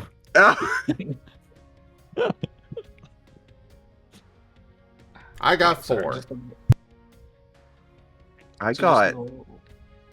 Castillo got 2. 3, Just a double check. It's just however many you caught and you caught the fish, or do you roll survival check depending on how many you rolled 15 or lower?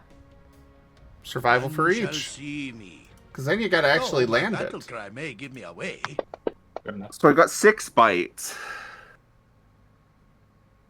But now I gotta write. Oh, that's 6 survival checks and I don't have any points in survival. Oh no. There's one. There's the other. Yeah, that's. Oh hey, Castillo. I'm gonna figure one of them. Well, no, I've got to set a fair threshold.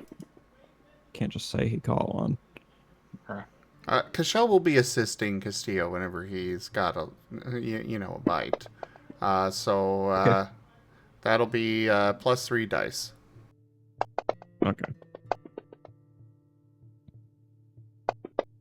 He did worse because of your help. No successes and a 1. Oh, man. 2 1s and a 3 for me.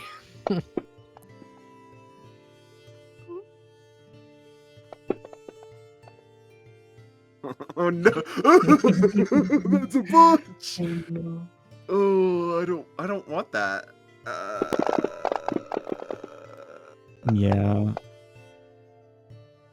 I don't want that much. So I guess I will Rank up.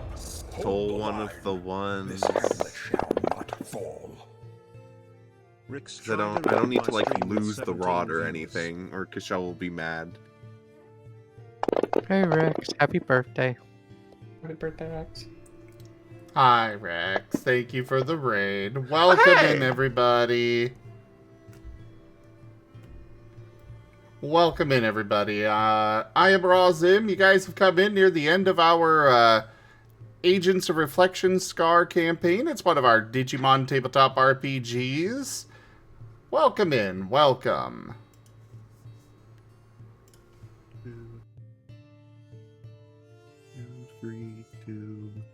All right. So, oh, Wyatt, did you wind up re-rolling? Yeah.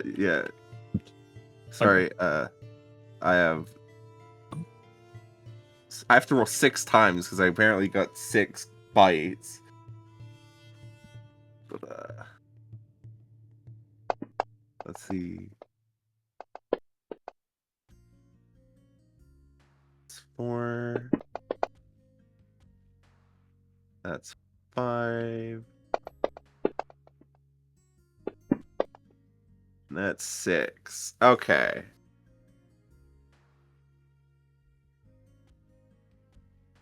So that's 2, 3, 2, 1, 3, 5.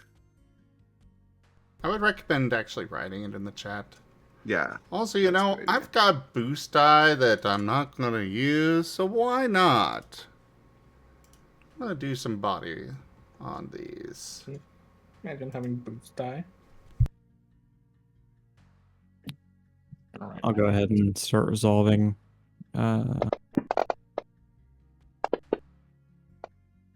Resolving some of these.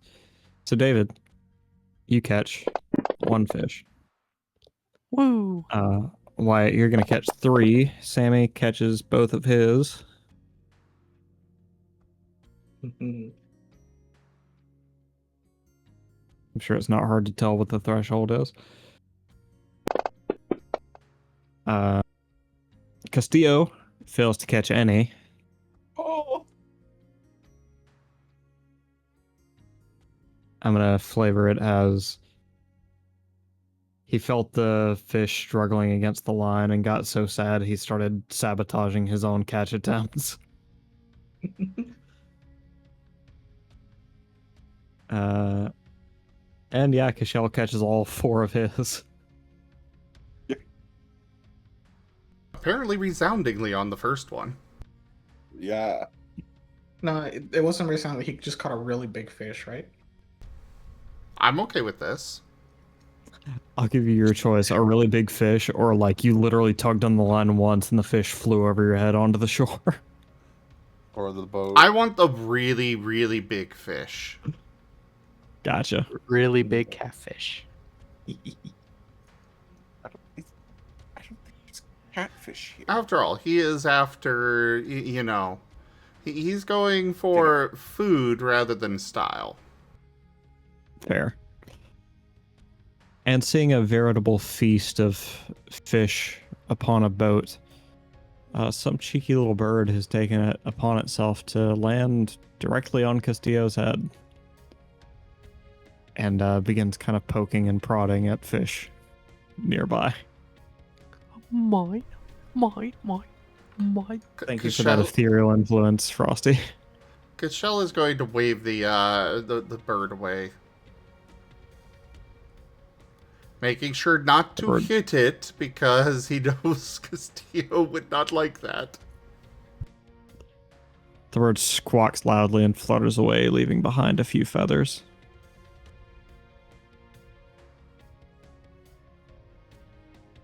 Castillo takes one of those feathers and puts it in his hair, just behind his ear. Why will take a feather because Sammy would probably want it. And this But is how the Sammy's- bird flu started. Sorry, go ahead. Oh, I was done. I was done just getting a feather because Sammy would probably want the feather. And he doesn't want Sammy to be like, oh, why did you get me one?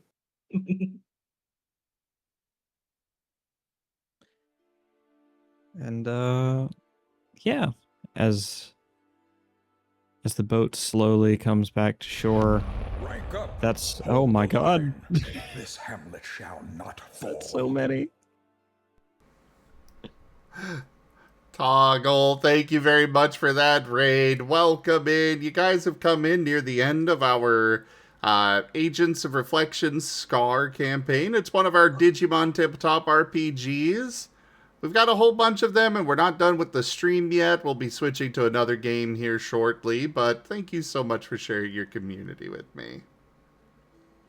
Also, hi Toggle. Gonna pet the roof. Hey, Toggle.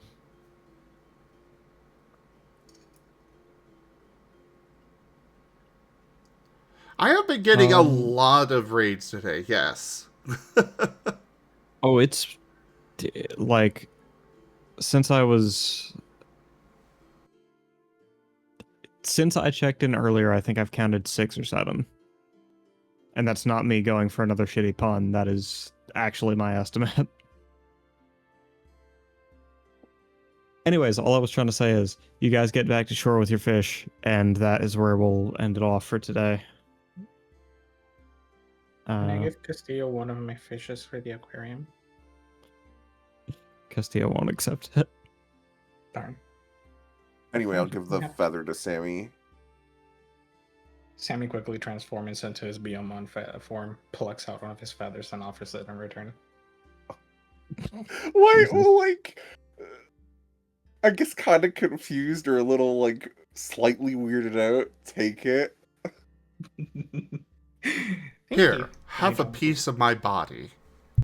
Yeah. Yeah.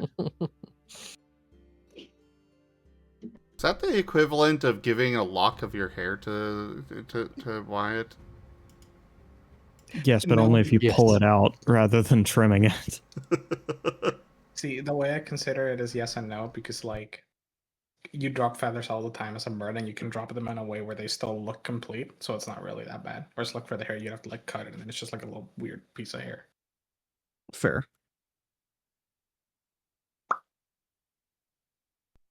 Very nice, Toggle. Very nice. Well, let's go ahead and swap over to another game here. So thank you everybody for joining us so far on the stream today. That was Agents of Reflection Scar. Check out our website, zgfgaming.com. We've got links for our Discord, Telegram, Mastodon, Blue Sky, Patreon, and more. They are on the website as well as down in the description below through our link tree. Thank you to my patrons, tippers, and subscribers. It is your support that keeps this channel alive and going. I cannot do this without your guys' help and your support, so thank you. Consider becoming a patron over at patreon.com/zgfgaming. It's one of the best ways to support the channel, though you can also do so by sharing the stream around, grabbing packs of cards to stream loots, tipping to the channel directly, or just coming by and hanging out. But for now, thank you so much for joining, everybody, and I bid you all the most fondest adieu. Bye-bye. Bye.